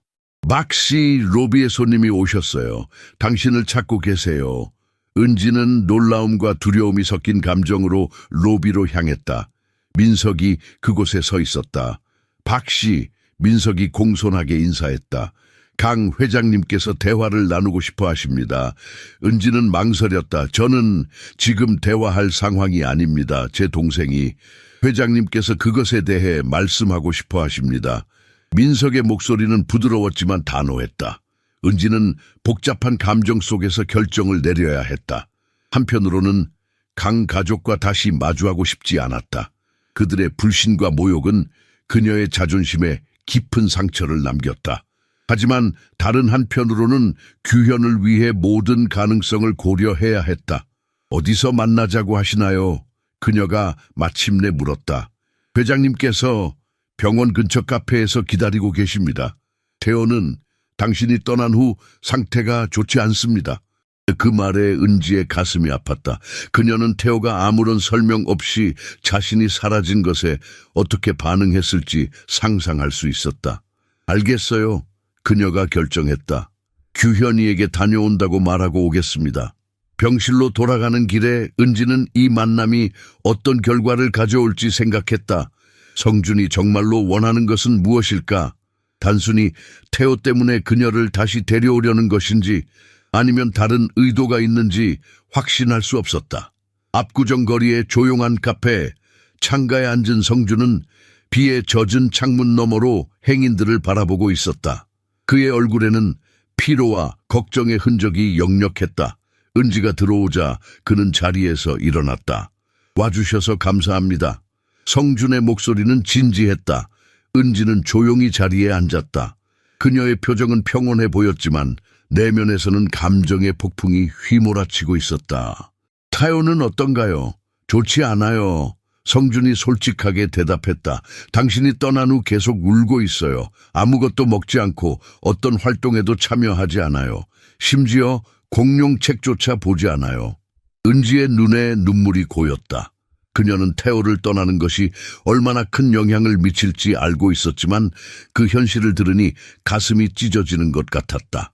왜 저를 만나자고 하셨나요? 그녀가 직접적으로 물었다. 성준은 잠시 침묵했다. 먼저 사과하고 싶어요. 당신의 사생활을 조사한 것, 그리고 오늘 아침 일어난 일에 대해서요. 모든 것이 내 승인 없이 진행됐어요.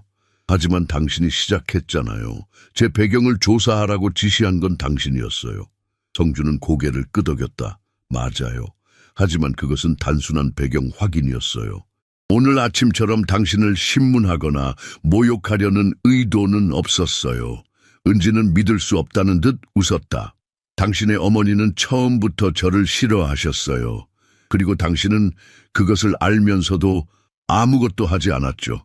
맞아요. 성준의 솔직한 인정에 은지는 놀랐다. 내가 어머니를 제대로 통제하지 못했어요. 그리고 그 결과로 태호가 고통받고 있어요. 당신도요? 그는 깊은 한숨을 내쉬었다. 하지만 지금은 그것을 고치려고 해요.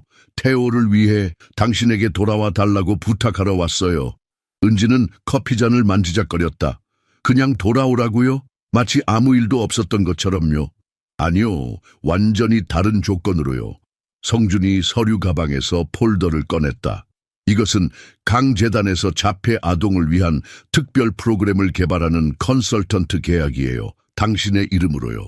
은지는 놀라움을 감추지 못했다. 그녀는 폴더를 받아 내용을 살펴보았다. 그것은 단순한 치료사 계약이 아니었다. 그것은 그녀에게 자신만의 방법론을 개발하고 연구팀을 이끌고 실제로 다른 아이들을 도울 수 있는 기회를 제공하는 것이었다. 이해가 안 돼요. 그녀가 말했다. 왜 갑자기 이런 제안을? 당신이 태호에게 해준 일 때문이에요. 성준이 진지하게 말했다. 그것은 기적이었어요. 다른 자폐 아동들도 당신의 방법으로 도움을 받을 수 있다고 생각해요. 은지는 계약서의 숫자를 보고 숨이 막혔다. 제한된 연봉은 그녀가 상상할 수 있는 것보다 훨씬 높았다. 충분히 규현의 치료비를 감당하고도 남을 금액이었다. 이것은 너무 관대해요. 그녀가 중얼거렸다. 아직 더 있어요. 성준이 말을 이었다. 계약의 일부로 당신의 동생은 재단의 의료 지원 프로그램에 첫 번째 참가자로 등록될 수 있어요. 필요한 모든 수술과 후속 치료가 보장됩니다. 은지의 눈에서 눈물이 흘러내렸다. 그것은 너무 완벽한 해결책이었다. 하지만 의심이 그녀의 마음을 잠식했다. 당신의 어머니는 이것에 대해 알고 계신가요? 그녀가 물었다. 성준의 표정이 단단해졌다. 어머니는 이제 태호와 내 삶에 대한 결정권이 없어요. 오늘 아침 일이 있은 후 나는 분명히 했어요. 더 이상의 간섭은 용납하지 않을 거라고요. 그의 목소리에서 은지는 결단력을 느꼈다. 이전에 없던 힘이었다. 그리고 태호는요? 그녀가 물었다. 저를 다시 보고 싶어 할까요? 성준의 입가에 작은 미소가 번졌다. 태호는 당신이 떠난 후 처음으로 말을 했어요. 은지 누나 돌아와요? 라고 물었죠. 계속해서요. 그 말에 은지의 가슴이 아팠다. 그녀는 태호를 다시 보고 싶었다. 그 아이와의 연결은 특별했다. 하지만 강 가문의 복잡한 역학관계로 돌아가는 것이 옳은 결정일까 생각할 시간이 필요해요. 그녀가 마침내 말했다. 성준은 고개를 끄덕였다. 물론이죠. 하지만 한 가지만 더 말하고 싶어요. 이 제안은 단지 태호 때문만이 아니에요. 그는 잠시 망설였다. 당신이 우리 삶에 들어온 이후로 모든 것이 변했어요. 태호만이 아니라 나도요. 당신은 중요해요. 은지 씨, 우리 모두에게. 은지는 그의 말에 담긴 의미를 이해했다. 이것은 단순한 직업 제안이 아니었다. 그것은 더 깊은 무언가에 대한 초대였다. 그녀는 성준의 눈에서 진실을 읽을 수 있었다. 내일 대답 드릴게요. 그녀가 일어서며 말했다. 오늘 밤은 규현이와 함께 있어야 해요. 성준도 함께 일어섰다.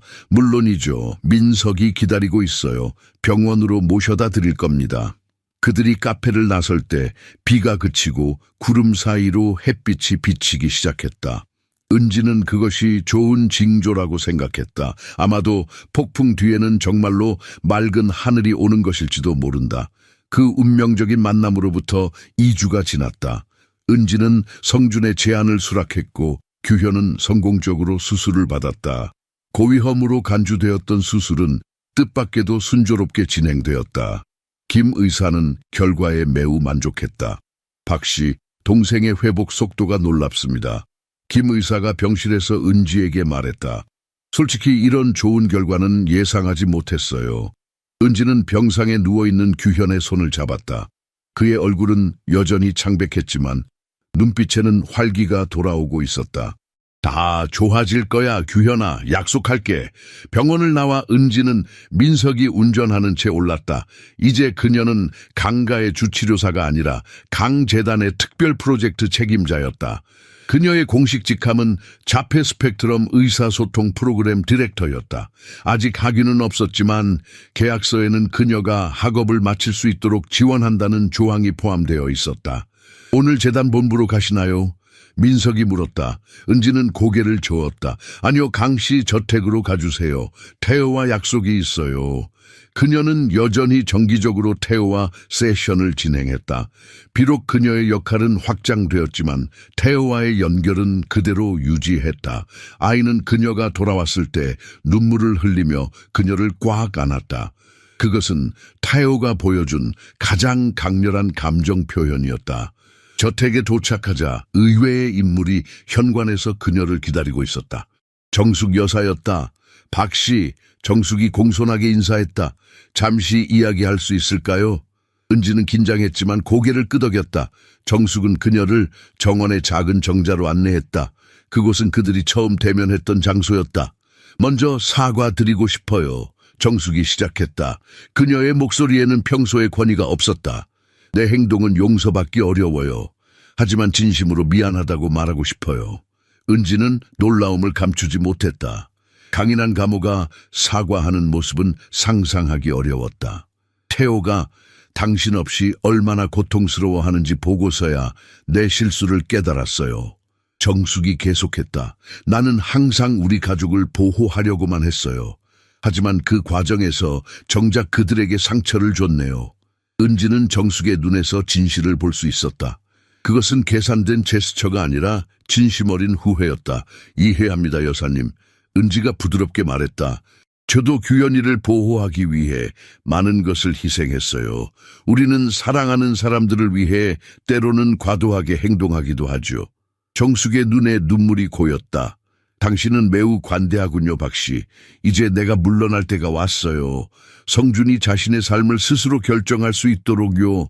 그들의 대화가 끝날 무렵 정숙은 의외의 제안을 했다. 서윤이의 옛 스튜디오를 알고 있나요? 저택 옆에 있는 작은 건물이에요. 그곳을 당신의 프로그램을 위한 공간으로 사용하면 어떨까요? 태호와 함께 일할 수 있는 특별한 장소로요. 은지는 그 제안에 감동했다. 그것은 단순한 공간 이상의 의미가 있었다. 그것은 정숙이 그녀를 가족의 일원으로 받아들이기 시작했다는 신호였다. 대화 후 은지는 태호를 만나러 갔다. 소녀는 정원에서 기다리고 있었다. 그의 얼굴은 그녀를 보자 밝아졌다. 은지 누나, 태호가 외쳤다.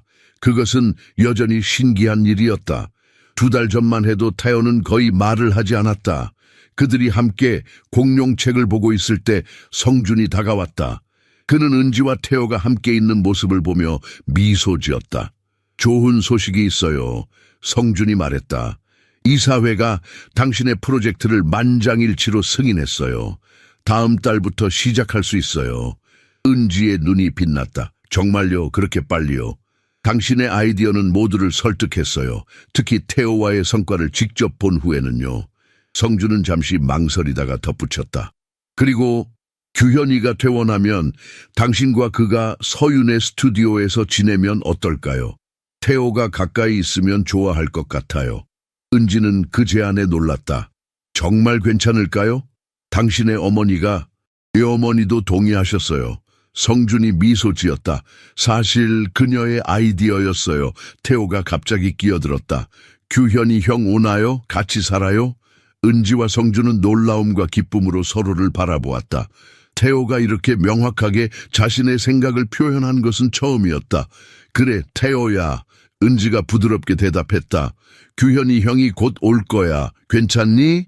태호는 고개를 끄덕였다. 좋아요. 가족이에요. 그 단순한 말에 은지의 눈에서 눈물이 흘러내렸다. 6개월 전, 그녀는 단지 생존을 위해 일하는 웨이트리스였다. 이제 그녀는 새로운 가족을 찾았고 그녀의 재능으로 다른 아이들을 도울 기회를 얻었다. 성준은 은지의 손을 조심스럽게 잡았다. 그들 사이에는 아직 정의되지 않은 감정이 있었다. 하지만 서두를 필요는 없었다. 그들에게는 시간이 있었고 무엇보다 공통의 목표가 있었다. 태호와 규현이 행복하고 건강하게 자라는 것. 태호는 다시 책으로 관심을 돌렸지만 이번에는 혼자가 아니었다. 은지와 성준이 양쪽에 앉아 있었다. 세 사람의 그림자가 잔디 위에 하나로 합쳐졌다. 마치 이미 하나의 가족인 것처럼. 새로운 시작이에요. 성준이 조용히 말했다. 은지는 미소 지었다. 네, 우리 모두를 위한 새로운 시작이에요. 청담동의 아침은 고요했다. 이른 봄의 햇살이 서윤의 스튜디오 창문을 통해 은은하게 비치고 있었다. 지난 일주일 동안 공간은 완전히 변모했다. 서윤의 건축 설계도와 모형들은 조심스럽게 보관되었고 대신 밝은 색상의 감각 통합 장비와 의사소통 도구들이 자리를 차지했다. 은지는 창가에 서서 정원을 바라보았다. 태호와 규현이 함께 앉아 있었다. 놀랍게도 두 아이는 자연스럽게 어울렸다. 말은 거의 없었지만 그들 사이에는 이해의 끈이 존재했다. 같은 세계를 살아가는 두 영혼의 무언의 연대감이었다. 아름다운 광경이네요. 은지는 놀라 뒤를 돌아보았다. 정숙 여사가 문가에 서 있었다. 그녀의 모습은 예전과 달랐다. 더 부드럽고 덜 위협적이었다. 여사님, 안녕하세요. 은지가 공손하게 인사했다. 정숙은 미소 지었다. 진짜 미소였다. 오늘 차 한잔 함께 할 시간 있을까요? 이것은 의외의 제안이었지만 은지는 고개를 끄덕였다. 그들은 정원 너머에 있는 작은 찻집으로 향했다. 그곳은 강가에서 자주 사용하는 은밀한 장소였다. 주변 사람들의 눈과 귀에서 멀리 떨어진 곳. 차가 나오자 정숙은 천천히 찻잔을 들어 올렸다. 박씨, 솔직한 대화를 나눌 수 있을까요? 물론입니다. 은지가 대답했다. 내가 강 가문의 일을 어떻게 관리해 왔는지 알고 싶나요? 정숙이 시작했다. 남편이 일찍 떠난 후 내가 모든 것을 짊어져야 했어요. 재벌 세계는 여성에게 친절하지 않아요. 특히 미망인에게는요. 그래서 나는 강해져야 했죠. 철저하게, 때로는 잔인할 정도로. 은지는 조용히 듣고 있었다. 정숙의 눈에는 오랜 기억의 그림자가 어렸다. 그 습관은 쉽게 버리기 어려워요. 정숙이 계속했다. 성준이 경영권을 넘겨받았을 때도 나는 계속해서 통제하려 했죠. 서윤이 떠난 후에는 더 심해졌어요. 그리고 태호의 상태는 나를 두렵게 했어요. 이해합니다. 은지가 부드럽게 말했다. 가족을 지키려는 본능은 강합니다. 정숙은 은지를 탐색하듯 바라보았다. 당신이 나타났을 때 나는 또 다른 위협을 본 거예요. 낯선 사람이 내 영역에 침투하는 것 같았죠. 하지만 이제 보니 당신은 위협이 아니라 축복이었어요. 여사님, 잠시만요. 다 말할게요. 정숙이 손을 들었다. 내가 당신에게 한 일은 용서받을 수 없어요. 하지만 솔직히 말하자면 당신이 서윤을 떠올리게 해요. 은지는 놀라움을 감추지 못했다. 서윤 씨를요. 정숙의 눈에 눈물이 고였다. 그녀도 당신처럼 불굴의 의지가 있었어요. 권력과 돈 앞에서 굽히지 않는 정신이요. 아마도 그것이 태호가 당신에게 그렇게 빨리 마음을 연 이유일 거예요. 그녀는 작은 한숨을 내쉬었다. 그리고 아마도 그것이 내가 당신을 그렇게 위협적으로 느낀 이유이기도 하죠. 은지는 정숙의 솔직함에 감동했다. 이 강인한 여성이 자신의 취약점을 드러내는 것은 쉬운 일이 아니었을 것이다. 여사님, 저도 솔직하게 말씀드릴게요. 은지가 말했다. 처음에는 저도 두려웠어요. 당신의 힘과 영향력이 압도적이었으니까요. 하지만 이제는 이해해요. 우리는 모두 사랑하는 사람들을 지키려 합니다. 단지 방법이 다를 뿐이죠. 정숙은 고개를 끄덕였다. 그래서 내가 당신에게 제안하고 싶은 게 있어요. 내가 이사회에서 물러나려고 해요. 성준에게 모든 권한을 넘기고 재단도 더 독립적으로 운영되도록 할 거예요. 그게 정말 원하시는 건가요? 은지가 물었다. 그래요. 내 시대는 지났어요. 이제 새로운 비전이 필요한 때예요. 정숙은 찻잔을 내려놓았다. 그리고 성준이 당신에 대해 특별한 감정을 가지고 있다는 것도 알아요. 은지의 얼굴이 붉어졌다. 저희는 아직 서두를 필요 없어요. 정숙이 미소 지었다. 하지만 알아두세요. 만약 당신과 성준이 그 길을 가기로 결정한다면 나는 반대하지 않을 거예요. 오히려 지지할 거예요. 은지는 이 대화가 실제로 일어나고 있다는 것이 믿기지 않았다. 한 달 전만 해도 정숙은 그녀를 가문에서 쫓아내려 했다. 이제는 잠재적인 며느리로 받아들이겠다고 제안하고 있었다. 감사합니다, 여사님. 은지는 진심으로 말했다. 그들이 스튜디오로 돌아오는 길에 정숙은 잠시 멈춰서서 태호와 규현을 바라보았다. 그들은 서로에게 좋은 영향을 주는 것 같아요. 네, 놀랍게도요. 은지가 동의했다. 규현이는 보통 다른 아이들과 어울리지 않아요. 하지만 태호와는 달라요. 정숙의 눈에서 따뜻함이 빛났다. 가족이란 이런 것인가 봐요. 혈연만으로 정의되지 않는 것. 그 말에 은지의 가슴이 따뜻해졌다. 그녀는 마침내 자신의 자리를 찾은 것 같았다. 강재단 본부의 회의실은 긴장감으로 가득했다. 이사회 멤버들이 둥근 테이블에 앉아 있었고 은지는 그들 앞에 서서 프로젝트 계획을 발표하고 있었다. 그녀는 더 이상 주눅들지 않았다. 지난 몇 주간의 경험이 그녀에게 새로운 자신감을 불어넣었다. 사회 지평선 프로그램은 기존의 자폐 치료와는 다른 접근법을 취합니다. 은지가 자신의 프레젠테이션을 진행했다. 우리는 아이들이 고쳐야 할 대상이 아니라 다른 방식으로 세상을 경험하는 존재라고 봅니다. 우리의 목표는 그들의 세계에 들어가서 소통의 다리를 놓는 것입니다. 이사들은 그녀의 말에 집중했다. 정숙 여사도 그 자리에 있었지만 이제 그녀는 단지 자문 역할로 참석하고 있었다. 그녀는 약속대로 공식적인 권한을 내려놓았다. CEO 단계로 저소득층 가정의 자폐 아동 10명을 선정하여 시범 프로그램을 시작하고자 합니다. 모든 비용은 재단이 부담하고 6개월 후에 결과를 평가할 것입니다. 성준은 테이블 맨 앞에 앉아 은지를 자랑스럽게 바라보았다. 그녀의 열정과 전문성은 모든 사람을 감동시켰다. 심지어 가장 의심 많던 이사들조차 그녀의 비전에 매료되었다. 예산은 어떻게 되나요? 한 이사가 물었다. 은지는 자신 있게 숫자를 제시했다. 그녀는 철저하게 준비해왔다. 물론 적지 않은 금액이지만 사회적 투자 관점에서 볼 때 그 가치는 충분합니다. 한 아이의 삶을 변화시키는 것은 그 가족 전체에 나아가 사회에 긍정적인 영향을 미칩니다. 질의응답 시간이 끝나고 표결이 진행되었다. 결과는 만장일치였다. 새 지평선 프로젝트는 공식적으로 승인되었다. 회의가 끝난 후 성준은 은지를 따로 불러 축하의 말을 전했다. 대단해요, 은지 씨. 이사들이 만장일치로 동의하는 것은 매우 드문 일이에요. 당신의 지원 덕분이에요. 은지가 미소 지었다. 내 지원이 아니라 당신의 능력 덕분이죠. 성준이 진지하게 말했다. 이제 우리는 정말로 다른 아이들을 도울 수 있게 되었어요. 그들은 함께 재단 건물을 나와 카페로 향했다.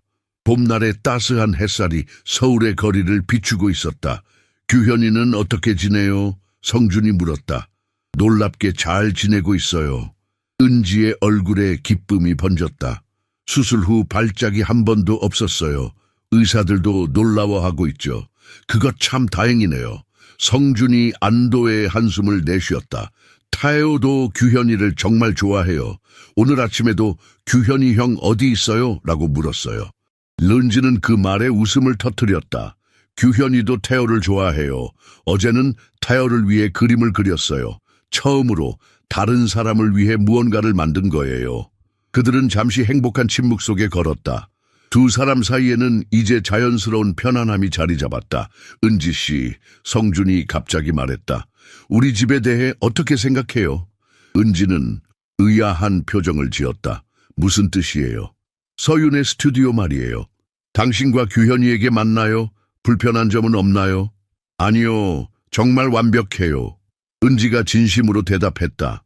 태호와 가까이 있을 수 있고 재단과도 가까워요. 규현이도 정원을 정말 좋아해요. 성준은 안심한 듯 미소 지었다.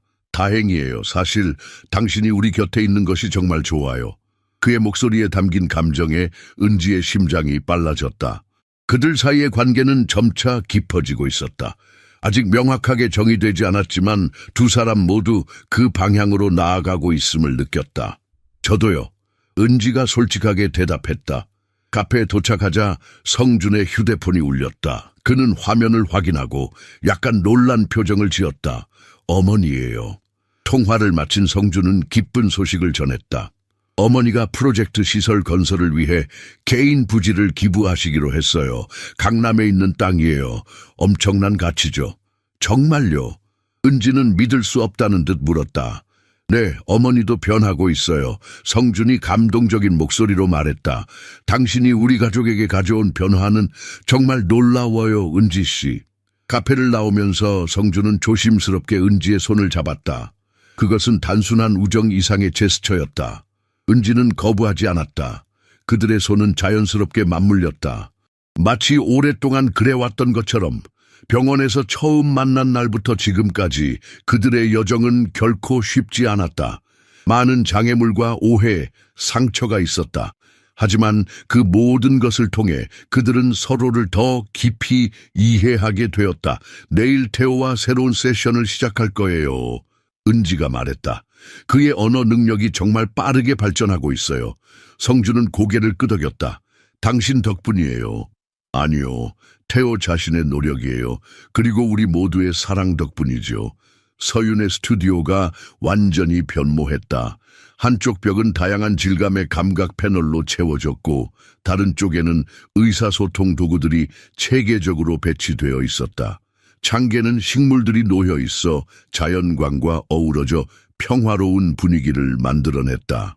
이곳은 이제 태호의 특별한 치료 공간이자 은지의 연구실이 되었다. 은지는 마지막 준비를 마치고 태호를 기다리고 있었다. 오늘은 특별한 날이었다. 새해 지평선 프로그램의 공식 시작일이었다. 첫 아이들이 다음 주부터 이곳을 방문할 예정이었지만 오늘은 태호와의 세션으로 공간을 입주시키고 싶었다. 문이 열리고 태호가 들어왔다. 혜린이 그를 데려왔지만 소녀는 더 이상 안내가 필요 없다는 듯 스스로 은지에게 다가왔다. 은지 누나, 안녕하세요. 태호가 또렷한 목소리로 인사했다. 은지는 여전히 이 변화에 감동했다. 처음 만났을 때 태호는 거의 말을 하지 않았고 눈맞춤도 피했다.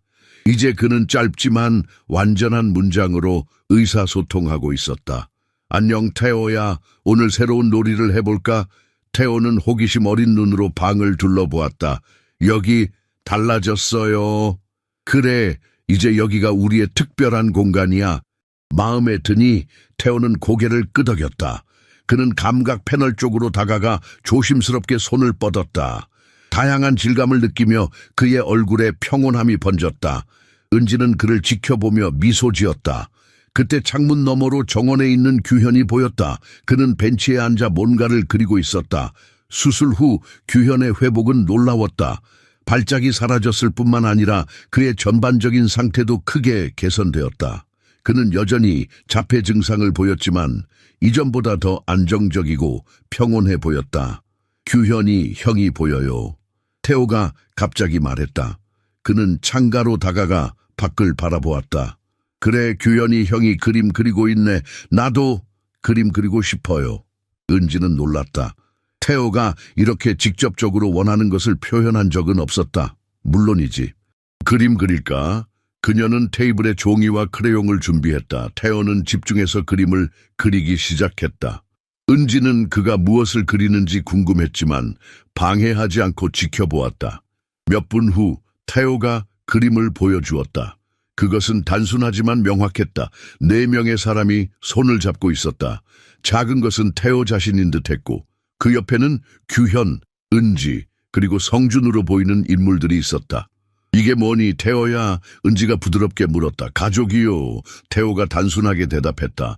은지의 눈에 눈물이 고였다. 태호가 그들을 하나의 가족으로 인식하고 있다는 사실이 그녀의 마음을 깊이 움직였다. 그때 문이 열리고 성준이 들어왔다. 방해해도 될까요? 아빠, 태호가 소리쳤다. 그의 목소리에는 기쁨이 담겨 있었다. 성준은 아들의 반응에 놀라움과 기쁨이 섞인 표정을 지었다. 그는 태호에게 다가가 무릎을 꿇고 아이의 눈높이에 맞추었다. 무엇을 하고 있었니? 그림 그렸어요. 태호가 자랑스럽게 그림을 보여주었다. 우리 가족이에요. 성준은 그림을 보고 잠시 말을 잃었다. 그의 눈에도 눈물이 맺혔다. 정말 멋진 그림이구나, 태호야. 그는 은지를 바라보았다. 그의 눈빛에는 말로 표현할 수 없는 감사함이 담겨 있었다. 사실 좋은 소식이 있어요. 성준이 일어서며 말했다. 김 의사에게서 연락이 왔어요. 규현이의 최근 검사 결과가 매우 좋다고 합니다. 수술이 완전히 성공적이었던 것 같아요. 은지의 얼굴이 밝아졌다. 정말요? 그런 다음에는? 다음 단계는 뭔가요? 적절한 후속 치료와 정기적인 검진만 필요하다고 해요. 규현이가 정상적인 생활을 할 수 있을 거라고 합니다. 그 말에 은지는 감정이 북받쳐 눈물을 참을 수 없었다. 그녀가 오랫동안 꿈꿔왔던 순간이었다. 규현이 안전하고 건강하게 살 수 있다는 확신. 태호가 갑자기 은지 옆으로 다가와 그녀의 손을 잡았다. 울지 마요, 은지 누나. 괜찮아요. 그 순간 은지는 자신이 얼마나 축복받았는지 깨달았다. 그녀는 단지 규현을 위한 치료비를 벌기 위해 이 일을 시작했지만 지금은 훨씬 더 많은 것을 얻었다. 새로운 목적, 새로운 가능성, 그리고 무엇보다 새로운 가족. 성준은 은지와 태호 옆에 앉았다. 그들은 함께 태호의 그림을 바라보았다. 4명의 인물이 손을 잡고 서 있는 단순한 그림. 하지만 그 안에는 복잡하고 아름다운 이야기가 담겨 있었다. 상처와 치유, 의심과 신뢰, 그리고 무엇보다 사랑의 이야기. 이게 우리예요. 성준이 조용히 말했다. 우리 가족, 새 지평선 센터의 개관식 날이 밝았다. 정숙 여사가 기부한 부지에 지어진 현대적인 건물은 자폐 아동들을 위한 희망의 등대와 같았다. 은지는 개관식 전 마지막 점검을 위해 일찍 도착했다. 건물 전체가 자폐 아동들의 필요를 고려하여 설계되었다. 부드러운 조명, 차분한 색상, 다양한 감각 공간, 그리고 최첨단 치료 장비들이 갖추어져 있었다. 긴장되나요? 성준이 은지에게 다가와 물었다.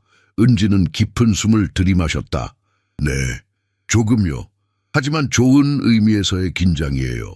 모든 것이 완벽해요. 당신이 이룬 일을 자랑스러워해도 됩니다. 성준의 말에 은지는 미소 지었다. 6개월 전만 해도 그녀는 단지 생계를 위해 일하는 웨이트리스였다. 이제 그녀는 혁신적인 치료 프로그램의 책임자가 되었다. 인생이 얼마나 예측 불가능한지. 개관식에는 많은 사람들이 참석했다. 재단 이사들, 의료 전문가들, 언론인들, 그리고 무엇보다 프로그램에 참여할 첫 번째 아이들과 그 가족들이 자리를 채웠다. 정숙 여사는 우아한 한복을 입고 참석했다. 그녀의 얼굴에는 자부심이 가득했다. 리본 커팅 순간이 다가왔다. 성준이 마이크를 들고 연설을 시작했다. 오늘은 새로운 시작을 알리는 날입니다. 새 지평선 센터는 단순한 건물이 아닙니다. 이곳은 우리 사회의 가장 소중한 구성원인 아이들을 위한 희망의 공간입니다. 그는 잠시 말을 멈추고 은지를 바라보았다. 이 모든 것은 한 사람의 비전과 헌신 덕분에 가능했습니다. 박은지 디렉터는 우리에게 다른 관점으로 세상을 바라보는 법을 가르쳐 주었습니다. 그녀는 우리 아들 태호의 삶을 변화시켰고 이제 더 많은 아이들에게 같은 기회를 제공할 것입니다. 청중들의 박수 속에 은지가 단상에 올랐다. 그녀는 자신의 인생이 이렇게 변할 것이라고 상상도 하지 못했다. 저는 특별한 아이들을 위한 특별한 접근법이 필요하다고 믿습니다. 은지가 떨리는 목소리로 말했다. 새 지평선은 단순히 아이들을 사회에 맞추려고 하지 않습니다. 우리는 그들의 세계를 이해하고 그 세계와 우리 세계 사이에 다리를 놓고자 합니다. 그녀는 잠시 말을 멈추고 관중 속의 규현과 태호를 바라보았다. 두 소녀는 나란히 앉아 있었다. 태호는 작은 공룡 장난감을 들고 있었고 규현은 조용히 미소 짓고 있었다. 이 센터는 우리가 함께할 때 무엇을 이룰 수 있는지 보여주는 증거입니다. 사랑, 이해, 그리고 존중이 있다면 모든 것이 가능합니다. 리본 커팅 후 사람들이 센터를 둘러보기 시작했다. 은지는 태호와 규현에게 다가갔다. 어때, 마음에 드니? 그녀가 태호에게 물었다. 네, 예뻐요. 태호가 대답했다. 여기서 다른 친구들도 만나요? 그래, 많은 친구들이 이곳에 올 거야. 규현은 조용히 은지의 손을 잡았다. 그것은 그의 방식으로 지지를 표현하는 것이었다. 은지는 동생의 손을 꼭 쥐었다. 그들이 함께 걸어온 길이 얼마나 험난했는지, 그리고 지금 이 순간이 얼마나 귀중한지 생각하니 가슴이 벅차올랐다. 정숙 여사가 그들에게 다가왔다. 박 디렉터, 정말 훌륭한 연설이었어요. 감사합니다, 여사님. 이 모든 것이 가능하도록 도와주셔서 정말 감사합니다. 정숙은 미소 지었다. 감사할 필요 없어요. 이것은 우리 가족에게도 큰 의미가 있는 일이니까요. 그녀는 태호의 머리를 부드럽게 쓰다듬었다. 그녀와 손자 사이의 관계도 많이 변화했다. 이제 정숙은 태호를 있는 그대로 받아들이고 사랑하는 법을 배웠다. 행사가 끝나갈 무렵 성주는 은지를 정원으로 안내했다. 봄의 마지막 햇살이 나무들 사이로 비치고 있었다. 은지 씨, 성준이 진지한 목소리로 말했다. 지난 6개월은 내 인생에서 가장 의미 있는 시간이었어요. 은지는 그를 바라보았다. 성준의 눈에는 깊은 감정이 담겨 있었다. 우리가 처음 만났을 때 나는 길을 잃은 사람이었어요. 태호와의 연결도 삶의 목적도 잃어버렸죠. 하지만 당신이 우리 삶에 들어오면서 모든 것이 변했어요. 그는 조심스럽게 은지의 손을 잡았다. 당신을 사랑합니다, 은지 씨. 그리고 당신이 준비되었다면 우리가 진정한 가족이 되었으면 해요. 태호와 규현, 당신과 나, 함께요. 은지의 눈에 눈물이 고였다. 그녀는 오랫동안 이 순간을 기다려왔다는 것을 깨달았다. 처음에는 그저 생존을 위한 일이었지만 어느새 그녀의 마음은 이 가족에게 완전히 열려 있었다. 저도 당신을 사랑해요. 그녀가 마침내 말했다. 우리 함께해요. 성주는 부드럽게 그녀를 끌어안았다. 그들의 뒤에서 태호와 규현이 정원으로 달려나왔다. 두 아이는 웃으며 그들에게 다가왔다. 가족 사진 찍어요. 태호가 외쳤다. 그의 손에는 카메라가 들려 있었다. 네 사람은 나란히 섰다. 민석이 카메라를 받아들고 사진을 찍어주었다. 완벽한 순간이었다. 그날 밤 은지는 서윤의 스튜디오에서 창밖의 별을 바라보았다. 그녀는 자신의 여정을 생각했다. 얼마나 많은 어려움을 극복했는지, 얼마나 많은 기적 같은 일들이 일어났는지. 규현이 그녀 옆에 앉았다. 그는 이제 훨씬 더 안정적이고 행복해 보였다. 누나, 우리 이제 괜찮을 거야. 은지는 동생의 손을 잡았다. 응, 규현아. 우리는 이제 정말 괜찮을 거야. 우리는 집에 왔어. 창밖으로 서울의 불빛이 별처럼 빛나고 있었다. 은지는 인생이 때로는 예상치 못한 방향으로 흘러가지만 그것이 항상 나쁜 것은 아니라는 것을 알게 되었다. 때로는 가장 어두운 순간이 가장 밝은 빛으로 이어질 수 있다. 웨이트리스였던 그녀는 이제 억만장자의 아들을 돌보는 것 이상의 존재가 되었다. 그녀는 자신의 길을 찾았고 그 과정에서 사랑과 가족 그리고 목적을 발견했다. 새로운 시작이었다. 그리고 이것은 그저 그들 이야기의 첫 장에 불과했다.